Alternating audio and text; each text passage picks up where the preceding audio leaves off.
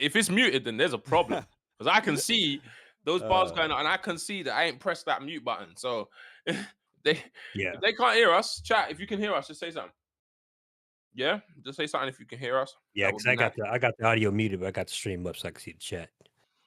What up, what up, Let what up, me everybody? let me just add everyone. Oh yeah, there you go. Oh, Adam didn't even say what's up to us. It's just what's up, Din. I like it. Still, I hear it. I hear it. Favoritism. I hear it. Favoritism. Yeah, hey, man, you know I'm a legendary celebrity. Come on, come on. Let me do it. Favoritism. I hear it. Favoritism. Sounds good. Sounds and looks great. I love it. Yeah, That's we what I got that. like to hear. Oh, shout out Meld, because I give you some props, a little bit of props, Meld. You've been making the streams look a bit professional. Yeah. Yeah, I need to hit up Mel, man. I need to update my stream. No, Meld is all right. It's all right. It's all right. But you got a really good overlay on your stream and everything. I don't know if you want to. Like both of your lot streams set up is good. Like Wes keeps it simple, but he's got the green screen. He keeps it simple, and that makes sense. You got a proper overlay and stuff. Mine is random. My stream setup changes every 5 seconds. Oh, the thing is, depending on what I'm playing. If I'm playing like melee, then I'll have I'm on the side, and then the game is right there. Depending on what I'm playing, but for the most part, it's green screen and then whatever. Yeah, mine is on the day. Hey, whatever works, man. Well, I feel like on the day. Random. It's all about the context, not the content. It's true. I know, but it's just so random. Scarlet King, what's good? Oh, hello, Adam. What's good, Adam? Yeah, Cena's just saying hello to us. What's good, Adam Ski? Big up you. You know, me and Wes are here. You know, it's not just only Din. They give me crap. They give me crap on my server already. Are they? They're like, the logo looks like AI. I'm like, oh, hey, chill out in there. My server going crazy. Chill out. So you talking about this logo? You talking about this logo right here? Yeah. Hey, it's better than no logo, man. Tell him chill out. Yeah, there ain't no logo. Anyway, you know what I'm saying. All right. My pockets are being ran right now for new graphics. All right, chill out. Unless they want to make a logo, that'd be good. Like if you want to make one for us, not you. No, if anyone who does want to make one, go for it. Logo contest. Yeah, we should do that. Yeah, the winner, I will commission you. I will commission the winner, actually. Yeah. Because I love my artists. I know I love my fucking artists, so I would commission the winner. There you go.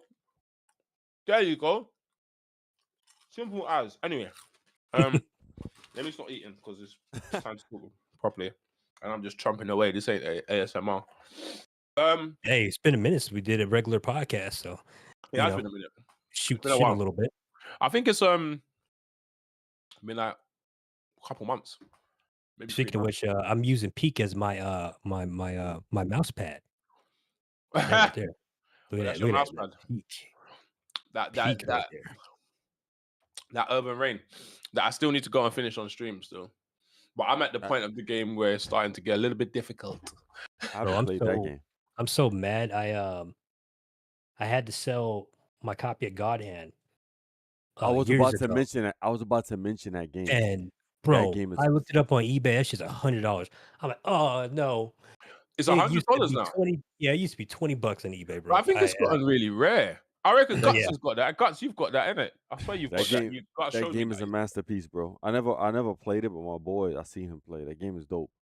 Yes. I've been trying to set up my my consoles and stuff because I got the Steam Deck already. I think was it US I was talking to about, but I think or no, Greasy. I think it was Greasy I was talking to him about. Yeah. I've been using my Steam Deck, and I've been streaming from my Steam Deck to the PC, and using my Stream Deck as a recording device because I customized it and got all this space to record now.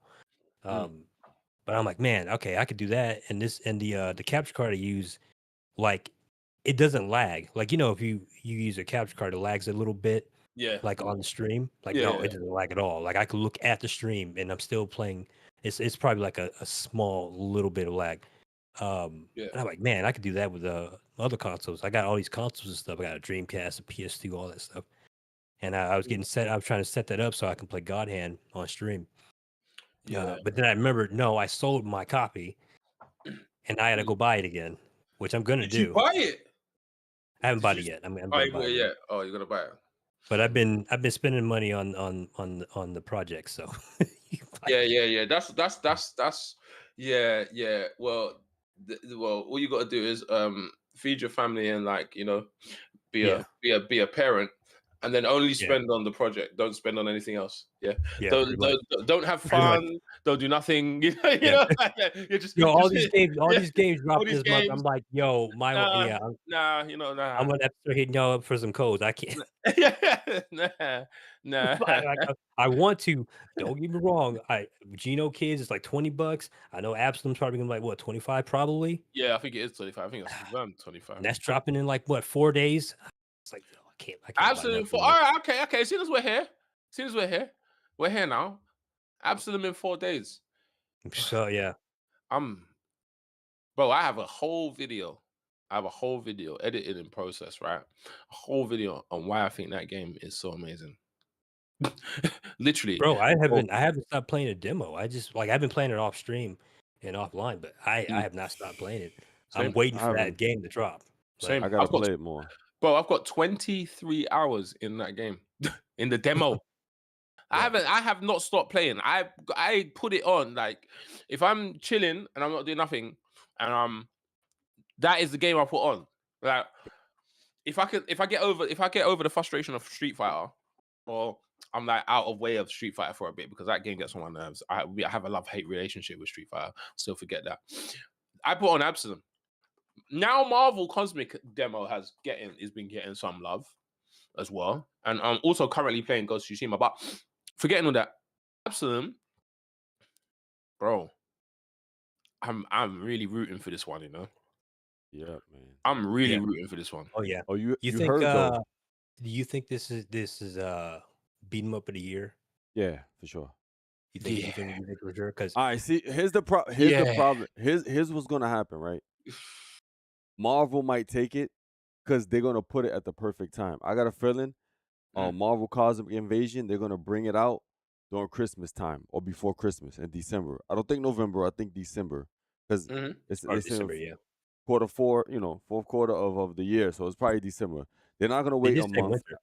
Yeah, so it's definitely December, more than likely, and they're gonna snag it from Marvel Cosmic. I mean, from Absalom because of that factor, and on top of that, come on, it's Marvel. A lot more people are playing that. A lot more people playing that. Are interested in that. They've got IP unfair advantage. Yeah, so that's the unfair advantage. I think I'm about to be the bad guy today. Go on. One more thing. No, go on. Sorry. Go on. I think. I mean, I don't know if you knew this, Face. I think they're making an animated series of the game. Absolutely. Yeah. They told me about it. Yeah. So that's something that's very smart marketing. That's what I just. So we'll keep on top. We'll get to Marvel in a second. We'll stay on topic with Absalom. Yeah. So there is an animated series in the works. The game ain't even dropped. The game ain't even dropped yet. This is how confident they are. Yeah, we got an anime series already, and I'm like, yo, I'm watching it day one. First off, but also I'm like, I'm glad that they have this confidence and they are pushing this game. They need to push it really hard because they don't have an IP attached to this. This is an original IP, brand new IP, and everything. And the only thing that they have, as far as like popularity goes, is there's this Streets of Rage 4 devs. Yeah, and I'm rooting for this one because it's an indie game. It is an original IP, like it's and it's great. I haven't stopped playing that. Between this and Wendigo Blue, I've been kind of sitting on like which one's going to be best game, best beat 'em up of the year. I'm not sure. Wendigo's up there for you, yeah? Oh yeah. Hey, I've got no opinion on it. I haven't played enough to have an opinion on it. I've got no opinion. I'm Face, what you doing, man? I haven't played enough. I think it came out at a time where it was it came out at a time it was very, very busy. So I've probably got like 2 hours. Same here. 2 hours. I didn't get to play it. Like I bought it day one when it dropped in January, but I didn't get to play it till like March. Yeah. I think I need more hours in that to understand that game a bit more. All right, let me see the chat quickly before thingy. Big up Nick. What's good, Nick? What's good, Rack? What's good, Cuban?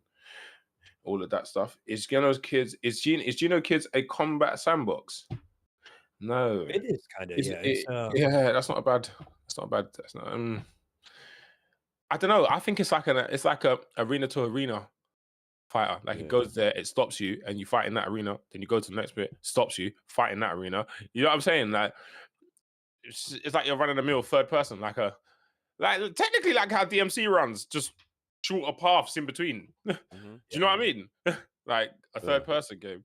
But still on the topic of Absalom, bro, I think I think God Crush have the best beat 'em up engine. I was discussing this. Actually, just about to discuss this earlier in one of the servers. Yeah. Yeah. As far as modern beat 'em ups go, I think they definitely set the bar. Yeah. And they set the bar for like what? Yeah. Like my boy Diplo, I'm pretty sure you know who he is. He posts combos and stuff. He's always talking about Fight Forever. You know, he was saying that like Streets 4 is pretty easy to surpass. Like there's things that like we could look at, we put it under a microscope, we can look at it and like, yeah, we could do this better, we could do this that better. Yeah. But it still set the bar. Yeah, 100%. And like I haven't really seen anything past it yet. Yeah. I think Absalom's probably gonna do that. I think Absalom is the only game that I can see because it is literal street. I call it Streets 4 expanded. I call it Streets 4 with a whole different coat of paint. With Rogue, no.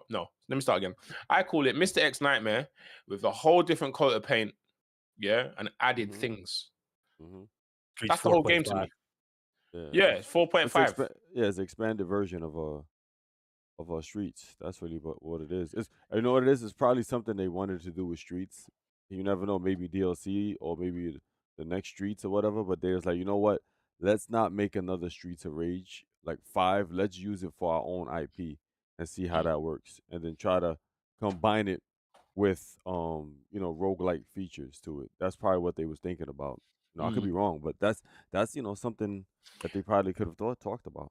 And have you seen mostly because Sega? I think Sega has pretty much gone they're doing something weird here, like what they did with Sonic, where Sonic Mania came out and they're like, oh well, now we're gonna do Superstars instead of Mania 2, right? And I think they're doing that same thing with Streets of Rage, where they're like, yeah, well now we're gonna do our thing, and I think part of that pretty much ended up pushing the team where like, okay, well, hey, we still want to make beat 'em ups, so we're gonna do something, and Lizard Cube went on and like, yeah, we're gonna make Peak Shinobi. Oh yeah. See what I'm saying? It's silly, man. They should have just kept the team together, man. I think they were separate entities anyway.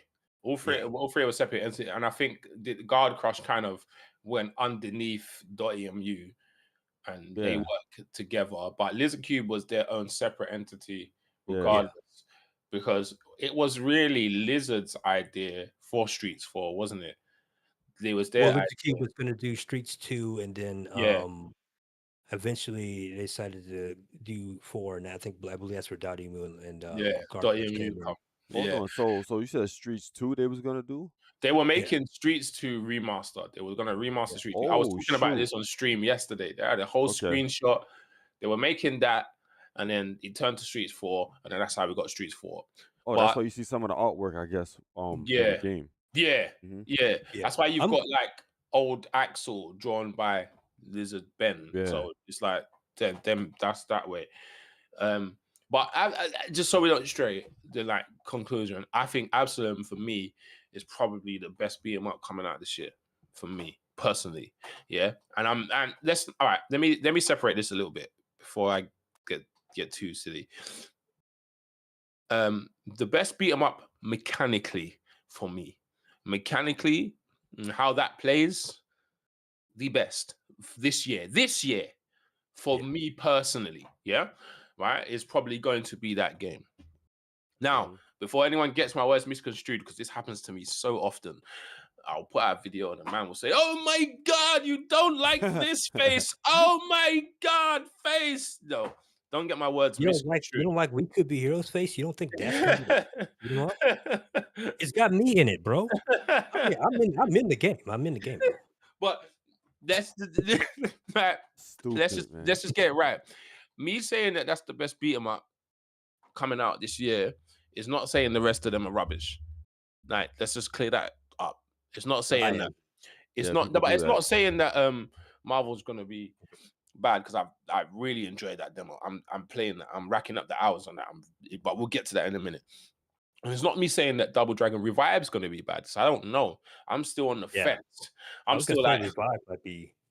Well, again, you know what I mean? I played it. I played a little bit of Revive, so I'm like, I don't think it's gonna be bad. That's the thing. Like, I don't think it's bad. I think they're doing too much with the game, man. That's what it looks like, bro. But Revive, yeah, Revive just bruv, you know what? Do you know what? I'm gonna just keep it real with you, yeah? Because this is the place. You know what? Let's talk about Revive right now. Just get this. Let's go to Revive, because we started now. Let's go to Revive. Yeah. Revive. Hold on. My closing thoughts on the Absalom, though. All right. Close thoughts. Go on. Yeah, but yeah. I need that tall lady for DLC. Guard Crush. Oh, I know. I'm not playing Guard Crush. I need that tall lady for DLC. It is missing a grappler still. It is 3 times with her. You need to teach me 3 times where I need that grappler. Nobody's a grappler in there yet. Yes. Okay. Cedar comes close. He just got an Azuna drop, so you already got my attention. Yeah. I need the tall lady though. Yeah. I hear you still. Yeah, the tall lady is the thing. Yeah. I hear you still. I hear you. It does need a grappler. That is one thing that I think is missing. Is a grappler type. Sorry, Wes. You're closing on Absolute. No, you good. You good. Again, like I said before, personally, see, it's tough for me because freaking, I don't know, man. Marvel Cosmic Invasion is dope, but Absolute is dope too, man. So, but you know what? The fighting mechanics. Let's just talk about we're in here for the fighting mechanics. That's something that like makes us salivate, right? So, I would say Absolute, in my opinion, is going to be the best beat 'em up of this year. But I don't think it's going to win because of it doesn't have its notorieties. It didn't build up its a crazy rapport like Marvel. Come on, it's Marvel, bro. Yeah. You ain't getting past that. I think even Turtles, bro. Turtles, like TMNT, sold better than Streets of Rage, if I'm not correct. Apparently it did. Oh yeah. It did. Definitely. It did so better than Streets of Rage. It's so crazy, son. It's so crazy. Well, let's keep it a buck. Let's say that we're doing our own beat 'em up of the year. Like we're doing beat up a year show, which we should probably do in the future, right? I think we should do that. But if we're doing our own personal like game of the year, I honestly think Absalom probably steamrolls. I think Marvel, but again, like I said, I'm probably gonna be the bad guy. No, Marvel. I wouldn't say steamroll. I wouldn't say that. Steamroll is a harsh word, you know. Let me give you an example what steamroll is, yeah? Right? Let me give you an example what steamroll is. And this is where I'm going to be the bad guy, yeah? Steamroll is like me playing Streets 4, yeah? And then playing Vengeance Hunters. That's steamroll to me. No, you had to say that, yo. You can say that any other game, bro. That's steamroll. That's a whole... my God. That's steamroll. Oh my God. No disrespect. No, respectfully, it's only joking. But no, not even respectfully. This is to keep it a buck. That's steamroll. That to me, we're gonna have that's steamroll. We're gonna have the combat guy on the stream, and he's gonna be face. I heard you were talking shit. I heard you were talking. Bro, that game. Listen, we know what that game. The problem is, we know what that game was about, bro. It's like an arcadey, like beat 'em up game. Back to the. It served its purpose. That's why I don't really hold nothing against that game. I want to make it very clear. Go ahead. For me personally, I take Vengeance Hunters over Marvel. I'm being straight up. Really? Whoa! I'm being podcast, bro. We're gonna have to stop the podcast. Hey guys, I big up everyone for joining. Thank you. We're just about to leave after that crazy comment. No. Stop. Because now we're straying. We're going into Revive. We're gonna get to Marvel, but we're going to Revive. Yeah, we're going to Revive. Now, first of all, I just want to make this clear. I have to be clear. For my personal standpoint, I don't think side-scrolling beat 'em up should be 3D. I don't. Okay. I personally All right. don't. What about Ever. 2.5D? Well, that's what it is. It is. That's what it 2.5. is, really, 2.5D. But I'm saying 3D in the fact that you can walk close to the camera. I hate it. I Bro, don't like it. we haven't even No, talked yeah, about you're Russian right. You're Beat, right and I about that. think You're right Russian about Beat that, is huh? dropped this year too. Who? I didn't. We had like Russian Beat is so like out like Russian for Beat some- dropped. No, well, we don't have a release date, but it seems like they're dropping it this year. I But saw it. like, I saw the full game at Gamescom. What's it yeah, called and again? I didn't get to play it, but I saw someone yeah, playing it. There was a yeah, build. There was a build at Gamescom, and there was Oh, a it's called. You booth. said it's called Russian Beat. Russian Beat X. yeah, There was a Russian Beat booth. X. Oh, I that saw game. them Never playing mind. it. I Never saw them mind. playing it, Yeah, and I was like, nah, should I stop and play? And I thought I should have stopped and played and recorded, but my legs were hurting because I was walking around all day. So I was oh like, yeah, I feel that. nah. Oh my god, bro. Yeah, I was like, nah. And I was like, I gotta work on like my planning whenever I go to an event because of this stuff. Like somebody was showing me like a portable seat, for example. I'm like, okay, I gotta get one yeah, of I need those. that. Yeah, I need that. I need that. Yeah. But I mean, well, Evo next year I might actually have a booth for Daily Metropolis, so I might be just sitting the entire You time. might be sitting there the whole time. Yeah, That'd be but dope. oh man, Rushing, yeah, graphic Russian to it. Beat. Rushing BX, the art channel. I made Rushing a. BX. I Yeah. What is it? I actually streamed that. I think I had a video ready for. I'm mad backlog with videos, but yeah, that game, man, that needs work. Yeah, I think it's a dangerous territory when you do 3D beat 'em ups. I think it's a 2.5 whatever 2.5D side scrolling. I think it's a dangerous territory. I think that you're always gonna get that I don't know about this. This looks weird from fans on both sides, like the casual or even the proper beat 'em up Donnies. That you're gonna get that. We saw what happened with Revolution, innit? We saw what happened with Revolution. Oh my god, Streets is 3D. Oh my god. Do you know what, like? And I don't blame them for being like that. I don't actually blame them for being like that. Donut Sam is on my ass right now. He's like, yo, you play God Hand yet, or you still fraud? I'm sorry, man, I'm still fraud. Oh, I mean, I damn. played God Hand once upon a time, like in my childhood, but I am still fraud. Sorry. Yeah, I was just talking about how I was trying to buy a copy of it because I want to play it on my PlayStation 2. I'm working on it. You got to emulate it. Triple H said you're gonna look like an old geezer if you pull out that portable seat, son. Oh, hey, I am look, old geezer. So I'll go ahead and look like an old geezer. Listen. Hey, it is one of the worst times when you're sitting in a queue for like 2 hours to play a game for 20 minutes. Like, it's insane, bro. Yeah, Like, that seat is needed. Like, Yeah. I could pull out my laptop and do some work on that seat if you know what I mean, in that time, like, to make it fair. But anyway, back to where we are at Revive. I just feel that Revive, if it was given to somebody else, no disrespect, Ukes, you're a good dev, you know what you're doing, but I just feel that Double Dragon needs the Streets 4 treatment. That's what I think. Double Dragon deserves the Street 4 treatment. Yeah, I still haven't released my video on that. I was talking about that. Like we need that for their Double Dragon, and we need it for Final Fight. But we're on the subject of 2.5D. I think that's kind of my realm because the GOAT Final Fight Streetwise has a 2.5D arcade mode. Okay, and I love it. I love that game. Like, Guts might be onto you today. Guts might be onto you today. Go on, sorry, go on, continue. Go on. But Revive has the same problem that I think Russian Beat X has, where they're not fully decided, they're not fully committed to what they want to do in that realm. And I think that's the kind of issue that I have with both games. Again, this is me coming from a guy who has been playing Streetwise for a while. And, I big up that game. Like, I know overall that game's bad, but I big up that game because of the arcade mode. Because the arcade mode is what Seven Sons, the canceled version, the game that everybody keeps saying they wish they had. That's what the arcade mode is. It's that. And the way they set that up is completely grounded. There's no verticality. It's just straight up, you're on the ground, you're fighting these enemies. It's all about crowd control. And it does this really good thing of like, grab iframes on grabs, sweeping attacks to get everybody around you, all that kind of stuff. And at least Revive does that much, but it has this weird trying to do verticality without doing it kind of thing, which I think is really weird. Yeah. Because you've played You it. guys know You've what I actually mean. played it. But Yeah, this you've is, actually yup, played it. this is And what I'm saying. They doing too much with the game. You got to pick and choose what you want to do.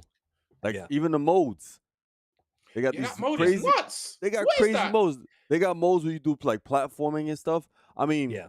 Double Dragon had platforming, but it was in the base game. This game, it looks like a mode is where you do the platforming, but not the base game, if I'm not mistaken. So I It's was like like, a No, I think it's yo, party mode. platform in the base game too. No, I'm there pretty is a sure. bit huh? of platforming. Yeah, I think there is a bit Okay, of platforming. Yeah, a And little okay. bit. that's something I was going to touch on too. I think that's the reason why they're doing the weird verticality things because they probably feel like they can't have a Double Dragon game without platforming. Hmm. Which, honestly, yeah, I guess to be fair, that's kind of what we were dealing with. Like the Yeah, but alpha has been, would you complain? but Would you about the really complain? platforming. If Double Dragon had Double Dragon had the sick combat, the sick everything, the sick look, would you complain if there was no platforming? Honestly, Absolutely not. No, Oh, I oh. I'd be glad if it did. Actually, do you know what I mean? Like, would you complain? Like, I just feel that game just needed the Streets 4 treatment. This 3D stuff, like, no one's really. This is my thought process on this is this: if your 3D beat 'em up isn't in the third person view, like Sifu, Yakuza, and Sleeping Dogs, don't bother. Personally, yeah. Well, That's yeah. facts. In this day and age, yeah, absolutely. Because and this just Urban Rain look that as well. That view, yes. yeah. Do you know what I mean? Like God Hand, that view. If it's not like that, don't bother. Seafood did it right, boy. They did it right. They just literally have to just. The problem I have I'll with big those up 3D beat 'em Outsider. Sorry, ups. bro. Yeah, go on. So the Sorry. problem I have with 3D beat 'em ups though is that when you're trying to go from plane to plane, the character has to stop from doing. You know what I'm saying? Like it kills the Yeah, fluidity of the game, and yeah. that's a big thing. Now with Sifu, everything is just so fluid with it. You don't. Flowing. You know what I'm It saying? It's seems flowing, but It's a third person that's the game. biggest problem. If you're gonna have a 3D game, the fluidity has to be intact. If not, don't bother. Like that's why I think the new Streets game it might suffer that real hardcore. It might suffer close to the Double Dragon effect, man. yeah. Now, don't get me wrong. Double Dragon Revive might not be totally crap. Like, don't get me Oh yeah, wrong. no. From what It I might not played be of it, totally I don't crap. think it's going to be bad at all. It's just Yeah. we're at a point right now. It's like with fighting games, where like we pretty much essentially brought 2D back. Mm-hmm. Yeah. So like the 2.5 thing, that's just going to be at this point an acquired taste. Because like like with fighting games, the same thing. Well, we got like what 2 3D fighters now competing right now. Like there's not a lot of 3D Tekken and fighters right Virtua now. Fighter. Tekken and Virtua Fighter. That's it. Yeah, everything Mm-hmm. else is pretty much 2D with Yeah, 3D on a 2D graphics. plane. Yeah, 3D graphics, 2D on a 2D plane. Yeah, and that is what. And then if we talk about the numbers, I know my chat. Someone in my chat are gonna tell me if it's your bias, but if we talk about the numbers and which one is the most successful, is Street Fighter 6. Just is. Yeah. Like we're gonna talk about the discourse on everyone else. MK1 died. Sorry, and Tekken going through its growing But pains. But yeah, but if they do a new Final Fight with Street Fighter 6 graphics, I'll lose my mind. do you think that'll work? If they okay, so and this is we're gonna go back to Streetwise. I think Streetwise in concept would have worked fine if they didn't go the GTA route. If they wanted to do the 3D sandbox thing, sure, I think it would have worked fine. I think it was just more so the visual with the silly story, that kind of thing. That's the problem. I think at a core, the combat was great. It just needed more work. And I think if they did that in the RE engine with a new Final Fight, better art style, RE engine. like I said, Street Fighter 6, Oh, that would and look. update the combat. 'Cause, I mean, come on, we got Devil May Cry 5, right? Yeah. They already have the 3D combat down, right? But Final Fight would probably be more grounded compared to DMC. Yeah. So like I think it's possible they can do it. Of course, I wouldn't still want dedicate to that see budget it though. They wouldn't Yeah. dedicate that budget. Yeah, They'd that's the thing. never That's the dedicate that budget budget. thing. Right. Never. I can't ever seen Capcom putting a budget like DMC5 on a Final Fight. Ever. Can you see that? Yeah, that's so frustrating to me. It's so like sad. We're putting that budget into the character action games, and it's like, why not 3D beat 'em ups? It's funny because like too. they would be just as good if they did that, right? It's crazy too because the characters, like half the characters in Final Fight are in Street Fighter, so it's like, yo, it's not like those characters is just out of nowhere. Like they're in their own space. They're literally.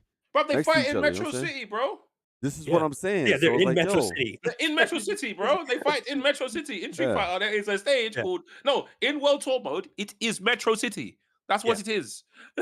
Yeah, so it's like, yo, keep add Kimberly to the new Final Fight, bro. Like, come on, But they could add anyone from Street Fighter to the Final Fight, and it would just it would work. Like we totally properly. moved on from Double Dragon Revive. We did move on from Revive, but we're gonna. I do want to get to Final Fight, but yeah, but Revive. it's just, go on. Sorry, closing off Revive. What do you think? Good or bad game? What? Tell me your thoughts. I'm gonna wait till I play it again, play the full thing. I think it's gonna be decent. It's not gonna. I don't think it's gonna blow minds. I'd be glad to be wrong. But again, from what I played, I think it's gonna be decent. I don't think it's gonna be bad. I don't think it's gonna be like a blemish on the series or anything like that. Some people were saying that it's gonna be better than Neon. Maybe because it did feel more fluid than Neon did. I'll say that. Neon. I didn't like Neon. Wait, let me start there. Go, continue. Go. I like Neon, bro. I like that game. Do you? Yeah, I like Neon. It's just for me, it's way too slow of a start. Once you get the upgrades, that's where things start really picking up. Yeah, that's what you said to me. I didn't get that. You gotta far, play the game. Yeah, that's probably why. Yeah. It's two things about Neon. There's two things about Neon that took people off. It's the fact that the pacing of the game and totally, dude. Come on, dude. Like all that crap, like that. Yeah, those are the two things, yo. Come on, we're brothers, dude. Come on, come on, bro.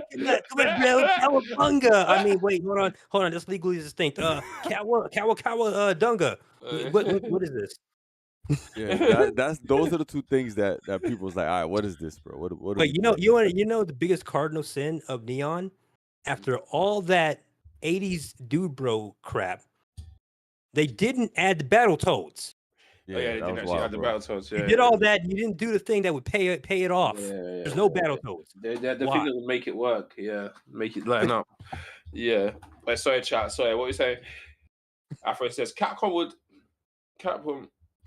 make a dog ass beat 'em up. What? Nah. That's my dev. If they actually put effort into a beat 'em up, Capcom would probably make one of the best. Hold on, wait. So when you say dog ass, is that like Gen Z for like dope? Like yeah. You gotta tell me if it's dope or bad. Yeah, elaborate on that, Afro. Donut Summer says we're old men in here. They could have improved on it. I liked Adamski says I like Double Dragon Neon, but I also didn't. Gut said I hated Neon. Brothers aren't dudes, bros. Weren't they supposed to be Luke? Weren't they supposed to be Luke alternative versions of Jimmy and Billy? Or am I misunderstanding? Who? Oh, it's Detroit slang. Oh, seen. Yeah, no, Double Dragon. There's always alternate versions. There's never been. That's the other thing I was touching on in the video. I never released it, but that was the other thing I was touching on with Double Dragon. There's never been an established. This is Double Dragon. There's never been established. It's never been established. It's always been a new remake, reboot. Yeah, thing. You're right, bro. With everything, right. And Revive's the same thing. Guidance, the same thing. And then I love Guidance, by the way. They keep whoring out Double Dragon, man. Stop whoring it out, bruv. It doesn't need to go to every dev. Pick one and let them make it, please. What was the original dev? What was the original dev for them again? I forgot who. Starts with T. Tech something. No, not Techno. Technos. That's it. Yeah. Technos, right? Yeah, those guys. Yeah. Once they gave it over, I think that's when it went downhill, in my opinion, bro. Well, they were doing that even back then, even back with the first game. They were doing that. They was whoring it out. That's the whole reason why it's like that. But I have go on, I have a different take. I think that they can keep doing that. because right now they're still supporting Gaiden.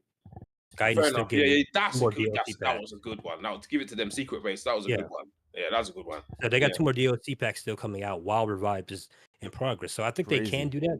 What they need though, is like a central, like, hey, this is Double Dragon. That's what I think they need. That's because, like, okay, think of the Ninja Turtles, right? What do you think about when you hear Ninja Turtles? Every generation probably has their Ninja Turtles, but most of us are probably thinking the '80s cartoon. Right? Yeah, that's what the game. That's what the game's usually centered on. Yeah.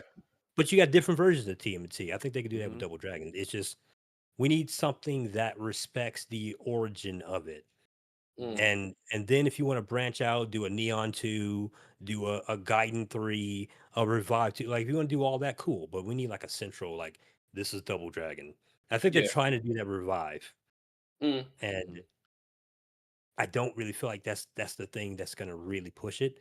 We need like a brand new, like return to form Double Dragon. Really, just give me an HD version of Advance. That's all I'm asking for. Oh yeah, yo, it's fun. Yo, a lot of people rate Advance a lot. I could tell you, my boy Kamal's boy, for sure, because me and Kamal talks about that game all the time. Advance was the goal because they mixed all of the goodness from all of the Double Dragons into that game. Yeah, but it just wasn't on the consoles. You know what I'm saying? It was for the game. It was for the Game Boy Advance, correct? Yeah. So yeah, that's the problem. You lot are talking about a very, very good one there. Guts is saying Konami deserves to be mentioned in the beat 'em up space. They do. I think we'll probably talk about that when we talk about Marvel, because Marvel is a Konami. I will say Tribute Games is the next Konami. I'm gonna just say that right now. The next beat 'em up, Konami in the beat 'em up. Better or for worse, I think they're gonna be next Konami. You know what? Let's move on to that. Let's just move on to that, because we know where we're going with Double Dragon. We know what's happening. It is what it is. We need to play it. We just need to play it. We just need to play it. But let's move on to that Marvel. Let me give the good guy take, because I know there's a bad guy here. Yeah, so right. Let me give the good guy take. First of all, shout outs combat team. I think you've done a sick job. I think you've done exactly what I wanted you to. I know that sounds so selfish, but you've done exactly what I wanted you to. Just tone down the flying around enemies. I'm comparing it to Turtles, so that's how I'm gonna do. Tone that down. Give me some combos. Give me some expression, and give me a new mechanic that I like, which is the tag mechanic. I like that mechanic. It's been done before. It like Gaiden did it. Like, you get what I'm saying, but I like the way they've done it with the assists and all that. That's cool. I've always rated Tribute pixel art. I've always rated that. I always thought that their pixel art is top tier for me. By the way, the same artist for Tribute that did Marvel and Shredder's Revenge also did art for Vengeance Hunters. Just want to point that out. Really? Damn, he downgraded. Wow. No, I'm joking. He definitely rushed. Anyway, we move. I'm joking. I know. Yeah. I'm playing. Oh boy. But yeah, the art level for Tribute is top tier for me when it comes to pixel. Like, that's what I feel. I feel them, and I really like Way Forward as well, but that's a whole nother conversation. I like that. Anyway, second of all, combat for me is there. My gripes with it so far, as I've been playing it, is a little bit of the enemies. It's a bit and the scaling. And we need some sort of scaling. I feel that I batter that game. I feel, especially in co-op, I feel that it's hit dead. Next guy hit dead. Boss mauled. Like, the boss needs to get off me. Like, get off me, man. What you look? That's 20 of you on me. Like, move. Like, you know what I mean? Like, I just feel the damage a bit too much. I think we're killing these guys a bit too quick. Do you know what I mean? Apart from that, I'm Gucci on that game. I think that game was wicked. Anyone else want to chime in? What do you think after playing the demo? Anyone can chime in? Any of y'all can chime in. Chat's gonna be a minute. They're like what? All right, so 30 seconds behind, I think, something like that. Oh, you waiting for chat to catch? Oh, okay. Go on, West. Go on, West. Go on, all then. right, Go West. so Go on. here's my thing about that game, right? Goodness about the game. I was worried, just like Face, when it came to the combat. I thought it was just going to be like just a reskin of Turtles, like the mechanics. But don't get me wrong, the fighting mechanics of Turtles are still there. It's just like it's more refined, and I think the mechanics are a little bit more sophisticated in this game than Turtles. Maybe a step up from Turtles, because although you could juggle people a little bit better, more, and they kind of like tone down what is the enemies just bouncing around the screen. Mm-hmm. There's still not things like OTG. You can't, like, once a person's on the floor, you can't lift them up to combo them again. So it's that. Then again, like Face said, the scaling, they need to fix that. The more people you have in your team, the weaker y'all should be. Or if you're gonna have that, if the characters are gonna be that strong, then honestly, it needs to be just complete pandemonium. Like, it needs to be just a whole bunch of enemies on the screen, like crazy amount of enemies. Like, I've seen you play with 4 players, and it still doesn't look too hectic. Like, it's still like a little bit of enemies on the screen. It should be a lot more, bro. This is Marvel Cosmic Invasion. Blame the Switch for that, though. But anyway, we move. Sorry. I blame the Switch for all of these Probably lack of they enemies got on stream, because they got to scale it and do stuff like that. Anyway, let's keep going. Sorry. But yeah, I just think it needs to be crazier when it comes to enemies. Like, enemies have to be like just a crazy amount, because it's like the comic books when they, the Avengers fight the enemies. They fight a slew of enemies, man. Like, Captain America himself could take on like 20 guys. Freaking She-Hulk, she could take on 20 to 30 people at once. So I'm not saying it should just be like 100 guys on the screen, but it should just be more than what we're given in the demo.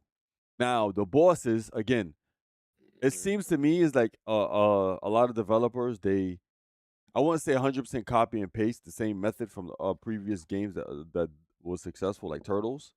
But it seems so a tad bit like it's like Turtles with a little spice on it, because even when you get to the bosses, have the boss theme, and I could tell, like, the composer who made Turtles, T. Lopes, he basically has the same kind of feel with the boss music. And then on top of that, when you fight the boss and the boss dies, they still have that, like the boss from Turtles. Like, when they get hit, they do this like little shaking, and then they plop. Shake. Yeah. Same thing. Yeah, I know what you mean. Yeah. So it seems like at first we thought it was a reskin, but it's not a reskin. If they didn't add certain things, then people could be like, all right, this is a reskin, guys. This is a reskin. So it's like borderline reskin, but it's like, all right, you added better fighting mechanics. You added the tag feature. So that's amazing. There's a lot of stuff that could be explored with that. Yeah, and then I have a feeling that they probably gonna add like a PvP mode. If they add a PvP mode, that'll be kind of dope. That game deserves it, bro. I think so. I think it deserves a PvP. But yeah, that's my take. The game is amazing, but I just want almost the same thing that Face wants, and I want OTG in.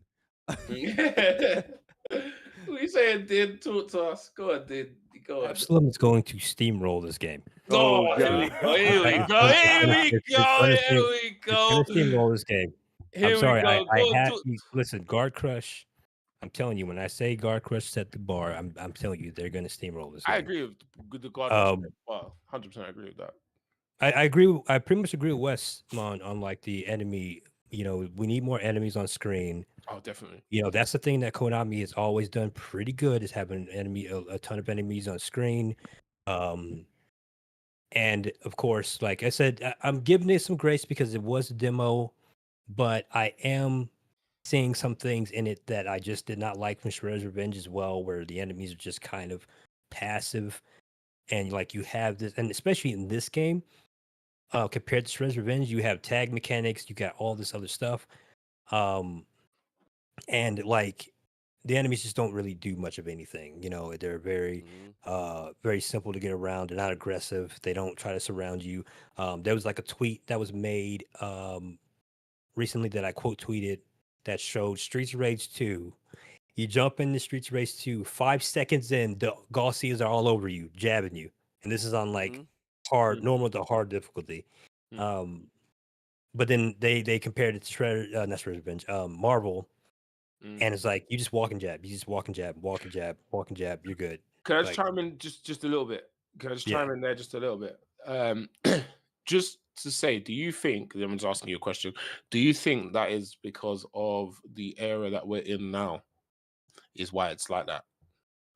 Because we know we're in the era of easy mode. You know that, right? Yeah, I think so. I was actually discussing this in the server the other day. I think developers kind of have the wrong idea of what the audience wants. Because I was talking about like when Shredder's Revenge first came out, it was kind of hard to get anybody to play it all the way through. Because it was 16 levels long. Like I even sat down with my kids. My kids played Streets of Rage 4 all the way through. They played Streets of Rage 2 all the way through. They played actually any other beat 'em up I played with them, like Fighting Rage or whatever. They played it all the way through. They checked out at like stage 10. Yeah, they said it's too long. Yeah, it's too long. And I think like this is why I want to say with Marvel. I hope Marvel is shorter.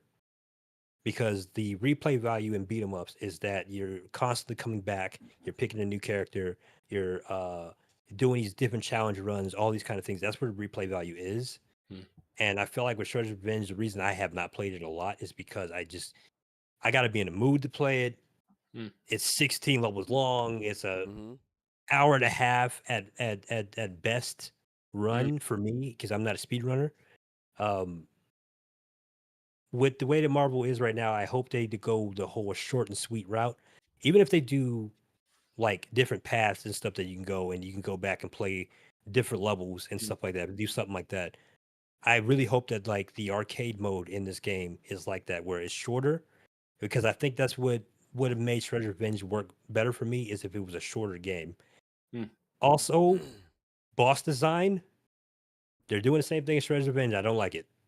I don't like the boss design. That's what I said, bro. I'm not liking it. The whole super armor thing, I get it. Konami kind of did a similar thing with their games. I'm just not a huge fan of it. I think there should be a better way they can do this. Maybe have like you go into 4 player, there's like 2 bosses, something of that. But like right now, I'm not liking how the bosses are set up right now. What would you do differently? As far as boss design goes? Bosses. Yeah, that's like a question to both of you and Wes. I'm just asking, being like an interviewer. Yeah, go on. Yeah, so like we're talking about, like I think Beetle has a good framework.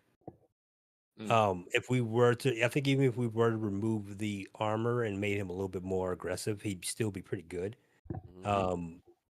Taskmaster leaves a lot to be desired. Like this is a guy that can copy your moves. Yep, I feel like they could do so much more with him. He did copy though. He's got Cap's shield throw. He's got Spider's web.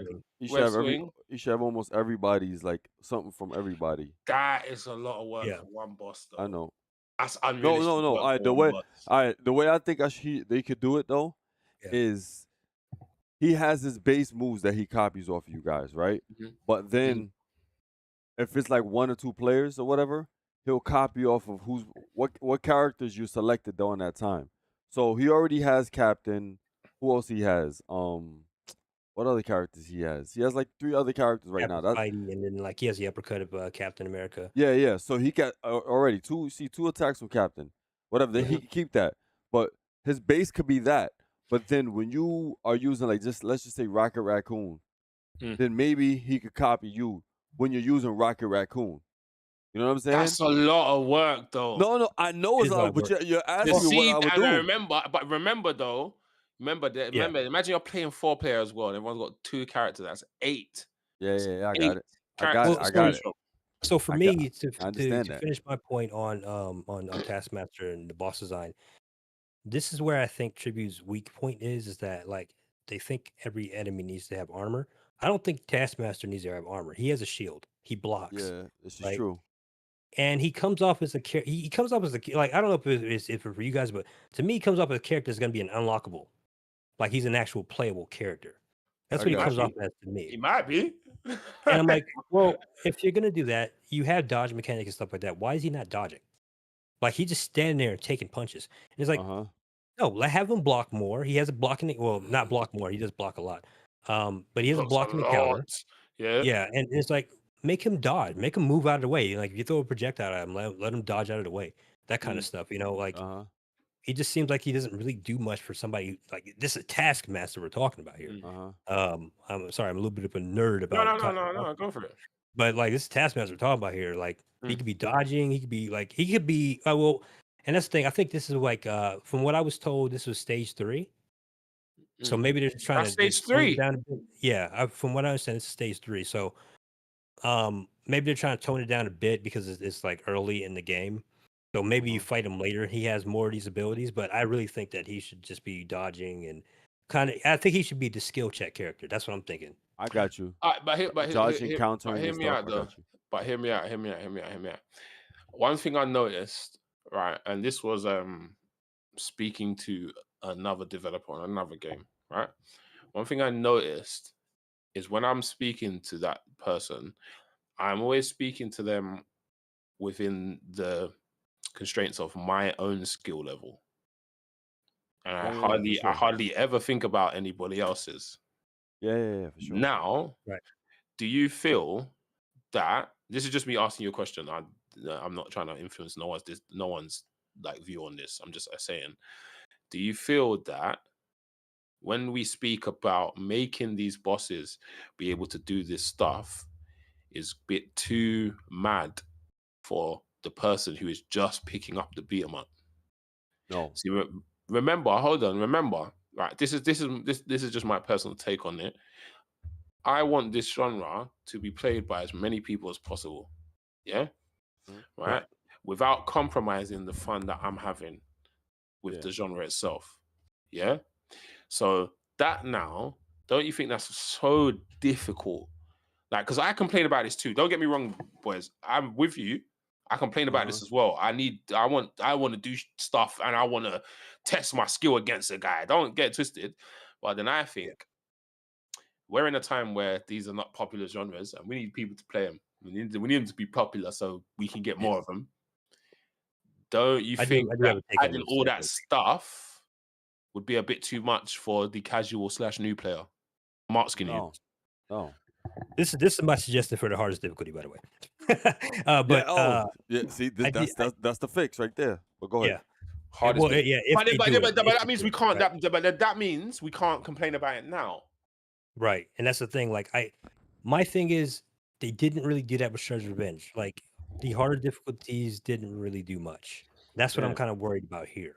It didn't change the design. The same thing here, and that's I touched on this. I actually made a post about this on Twitter, where I think casual players are not given enough credit. Like, and again, I know this is a different era. Like the games we grew up on, right? Yeah. But it felt like developers even back then were still trying to cater to the casual audience, but they were still challenging them. Like you still had to learn the game, right? And I think that I think the issue with trying to cater to the casual audience is that we end up in a situation where the hard difficulty is not really going to do much, right? Because what happens with these journalists and stuff like that is they'll go and play the hardest difficulty and then they'll complain about the game being too hard. So it trickles down to even the harder difficulties in the overall design. And that's where I'm trying to suggest hey, it doesn't have to pin you down because it is a demo and it's probably easy mode. Yeah. But you could set the seeds for okay, once it gets to a harder difficulty, he's definitely going to be doing this kind of stuff. Yeah. And that's the only thing that I'm trying to suggest. I don't know if Deadly Metropolis is really going to cater to the casual audience. I'm going to be honest, but I'm the type that I think we should start at the top and then trickle it down. Yeah. Make that harder difficulty and then think about, okay, well, how can we back off a little bit for normal and easy and stuff like that. I think Fight and Rage did this pretty well. It's still a really tough game though for a casual audience. But Streets of Rage 2 did it perfectly where anybody can play Streets of Rage 2. people will probably see me playing Mania and think, "Oh, you're crazy." But it's like, no, anybody can go and play Street Race 2. If you know how to do certain things or whatever, you'll steamroll that game up into like hard mode. We You are know? in, but we are in the era of less learning, more go in and have fun. We are in that era, unfortunately, because remember, we grew up in the era on learning. Yeah, we had to learn the game. Hold on, and remember, we weren't just learning; devs were learning. Everyone was learning, because that industry was new, so everyone was learning. So we grew up in the era of learning, and we understand it now because that's where we grew up. Now, I just go on the standpoint of my kids. They grew up in the era. They're growing up in the era of fun, off the bat, and the dopamine hits that you get off the bat. Yeah, so it's all about getting that dopamine hit off the bat before you learn how to get it. Do you see what I mean? Before you learn how to get it. Yeah. Right? Because they don't want to do the learn to get it and then get the dopamine hit. They want to do, I want the dopamine hit now. I want it as soon as I play it. As soon as I play it. Right? That's how they want it. Yeah. So it's like you cannot, this genre, I see what you say, what you're saying, Straja, and I hear what you're saying, Din. Yeah. Right? I'm just gonna give you a little bit of pushback though. This genre cannot ignore anyone. Can't. Unfortunately. Unfortunately, we can't. We're not in a position to talk. We're not shooters. We're not MMOs. We're not mobile games. We're not there. I'm gonna give you a little bit of pushback there, though. Go on. No. This is what we're here for. Go on. With me talking about Absalom, Steamroll, and Marvel, you don't think, having played the demo for Absalom, that doesn't have like an entryway for casuals? Oh, like it does. It does. Oh, yeah. Because like that's what I'm talking about there. Like, I think Absalom is going to be like Streets 2, where like there's a good entryway. Casuals can play the game. They can get it down. They got their mechanics and stuff that they can do. You know, their upgrades and all that, and everything gives you that kind of dopamine from the jump. But it looks like they're definitely going to be ramping up the difficulty later in the later. Yeah, but the way they've done it, Absalom, is not perfect though. It's not perfect though. I can see man getting stuck at the King Boss. Yeah. I can see man. I'm gonna tell you 100% first thing I can see about Absalom that people are not gonna be able to do so easy. See the clash mechanic. They ain't gonna get the timing right. Yep. We will get the timing right. Yeah. The chat here will get the timing right because we do this and we're all of that from that era and that age or whatever, and that I had that experience. Yeah. New guys. I know some hardcores that think that the clash system is gonna be detrimental. It is because it's gonna make the game hella easy, and I actually agree with that too. Like, I think once you learn, it's probably gonna. But I don't know. I trust Guard Crush is probably gonna throw in some curveballs. Oh yeah, definitely. Like, They're gonna throw. We already see the dogs moving in the the dogs up are and mad. down the Z-axis. The dogs are mad. Oh, that's another reason why I love that game. That's another reason why that dogs are mad. The dog is moving up and down. Like what? I think they're gonna throw some curveballs. Like, that's like in this one. This is the first world we'll talk about. Like, I think they're gonna throw some curveballs. Yeah. Like, I don't know. I don't know if that clash system's gonna be too detrimental in a later game, but that's me giving Guard the benefit of the doubt. That's the thing. It seems like with that game they work from the top to the bottom. You know what I'm saying? Which works. And Shredder's Revenge, the problem I have with that is they're not doing that. And like, to piggyback on what you said about Taskmaster, you can make him aggro, but make him weaker for casuals, like as far as defense, or make his timing a little bit slower, but still be aggro. In this game, he seems like he's copying the Captain America. Like, he's literally just tanking attacks, and that's it. And then, you know what I'm saying? But again, this is a demo, and hopefully, you know, they kind of cater to the both audiences. And you're right, Face. We gotta, like, this genre, we need to cater to both audiences. Now, I read you, and Guts, I see your comments, man. Listen, listen, we're all in agreement in here, right? Face, Din. We understand the gripes and issues with being a developer, right? That a lot of stuff that we want to come into fruition in the game, it's tough. It could be tough. It's a lot of work.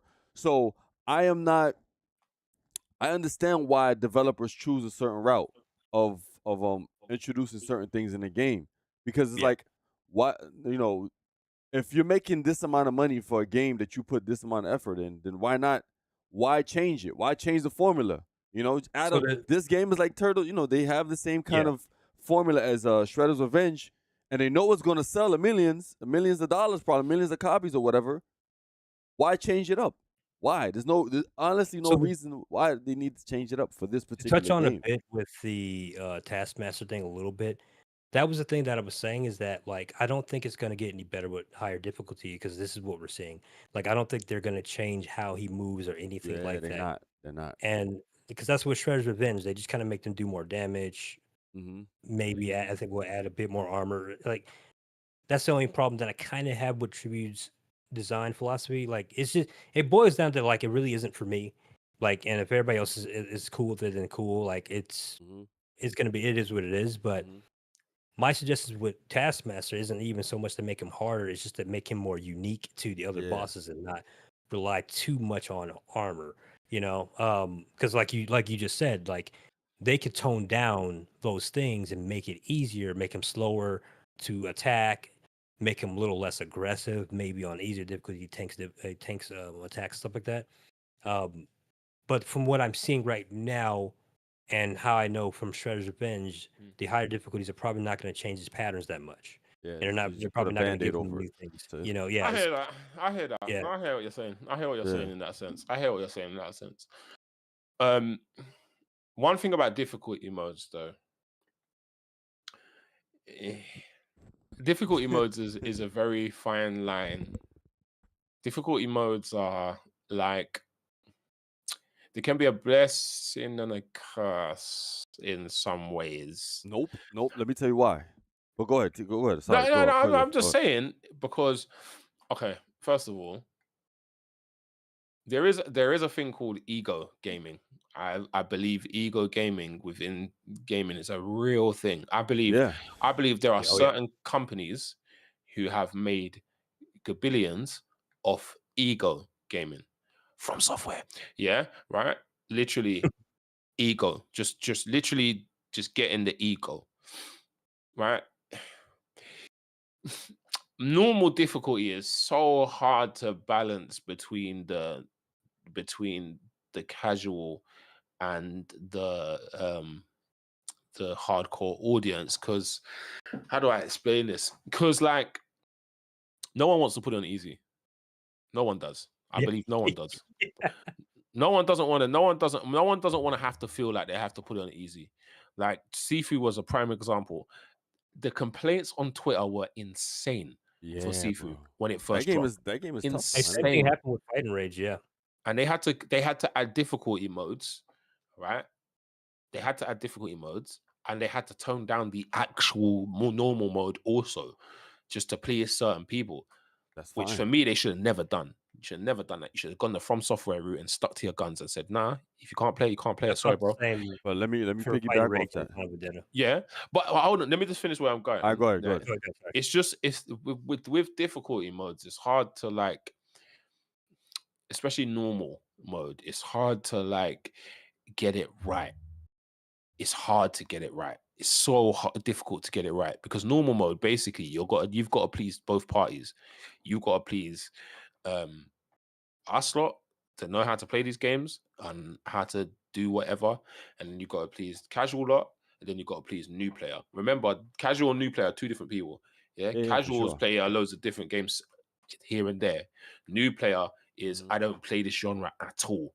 Even new players got an ego, because you don't know what games new players coming from. So he's got ego also. So balancing normal is, like, so finicky.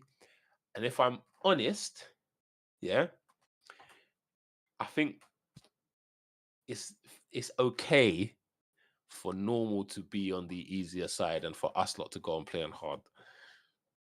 That's fine.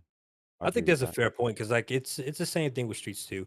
Like, I'm not going to be playing on normal. Like, well, okay, so I'll say this. It's too easy for you now. Yeah, it's too easy for you. I actually, like, I think my comfort zone in Streets 2 is, like, hardest, and then Mania. That's it. Yep. And it's like, I'll play the lower difficulties for speed running, because there is a challenge to trying to beat the easier difficulties at a really fast time. for a lot of reasons, right? But yeah, I think to speak to that, because I know we just said we don't want to isolate any audience, but I think you kind of have to. Like, you kind of have to pick your audience, who you're going to go for, and or at least as far as the core design goes.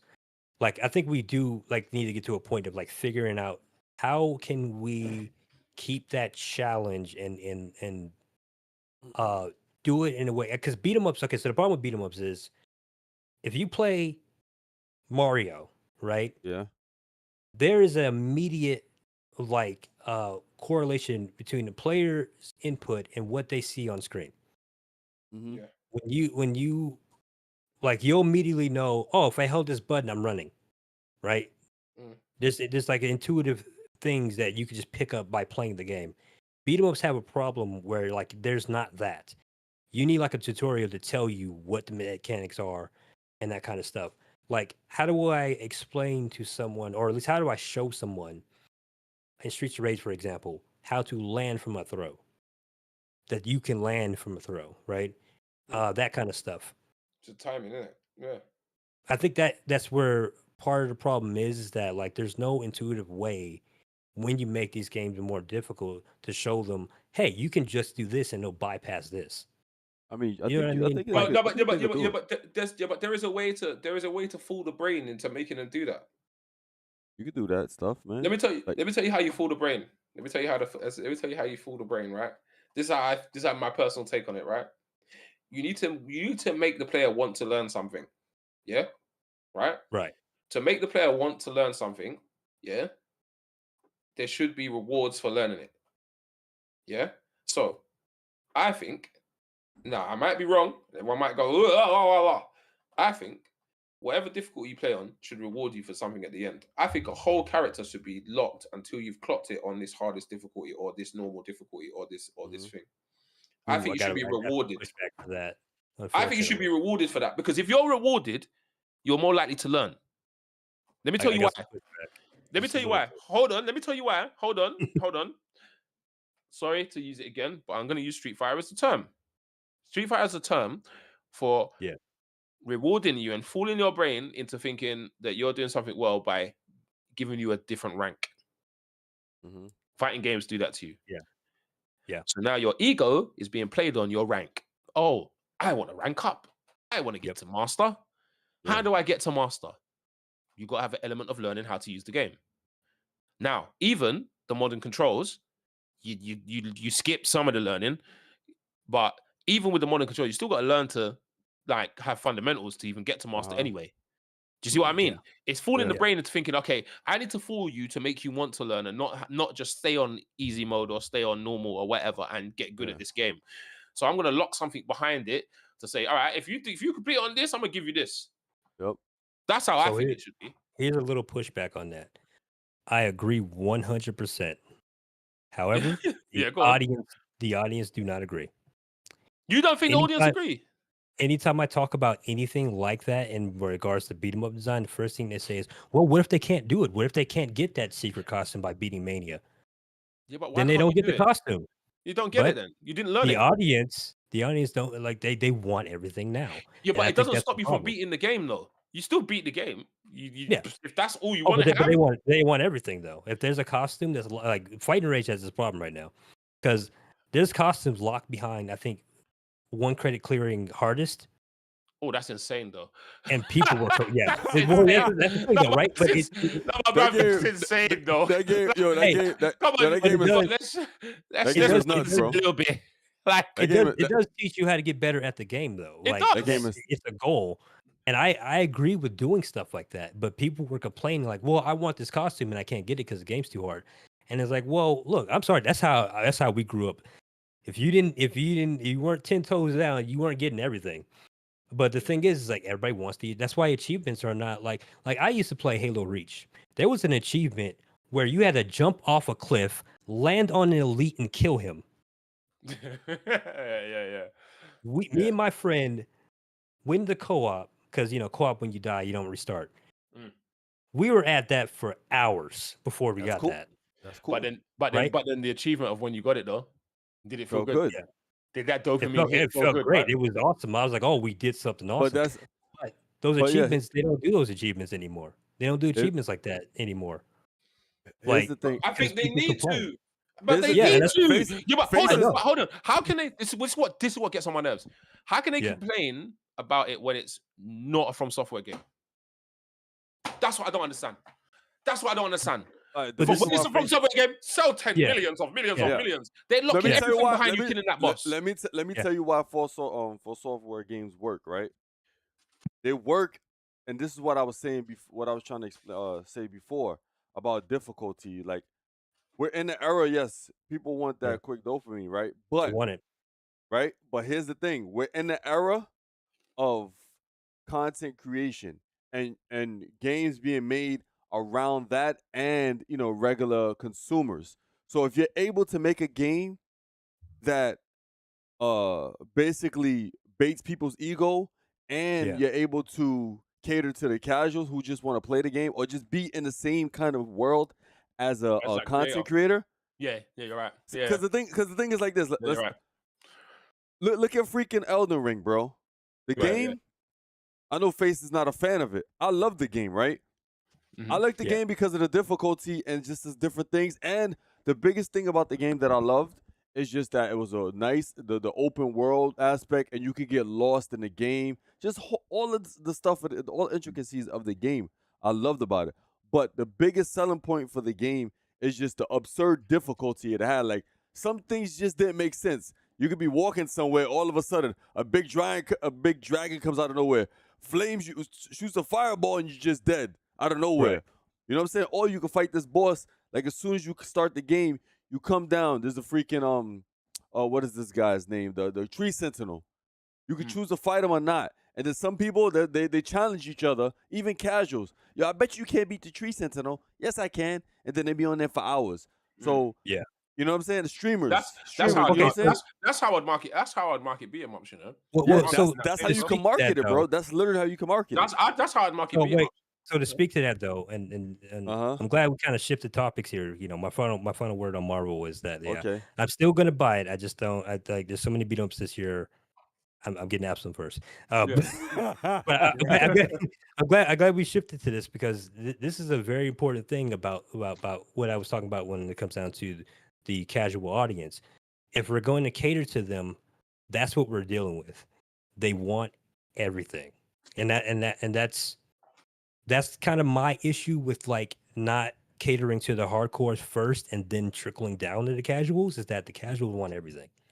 So if that's gonna be your core audience, you can't do this. You can't do the achievement thing. You can't do the challenge thing, or at least to the degree that we're used to. You can't do it because that complaint is always going to be, well, I can't get this costume. I can't get this achievement. I can't 100% the game. I can't do this and that because I'm not a pro player.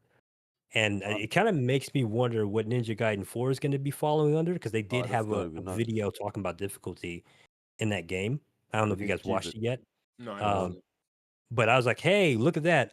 I'm a Ninja Gaiden noob, and I might be able to play Ninja Gaiden 4. Well, that game is ridiculous, bro. I've actually played that game. Those games are OD, bro. I've actually played that game. I'll tell you a funny story about that game. When I went to play at Gamescom, right? So you get one little stage. So you get a stage. And the stage is quite short, but it ends in a boss, right?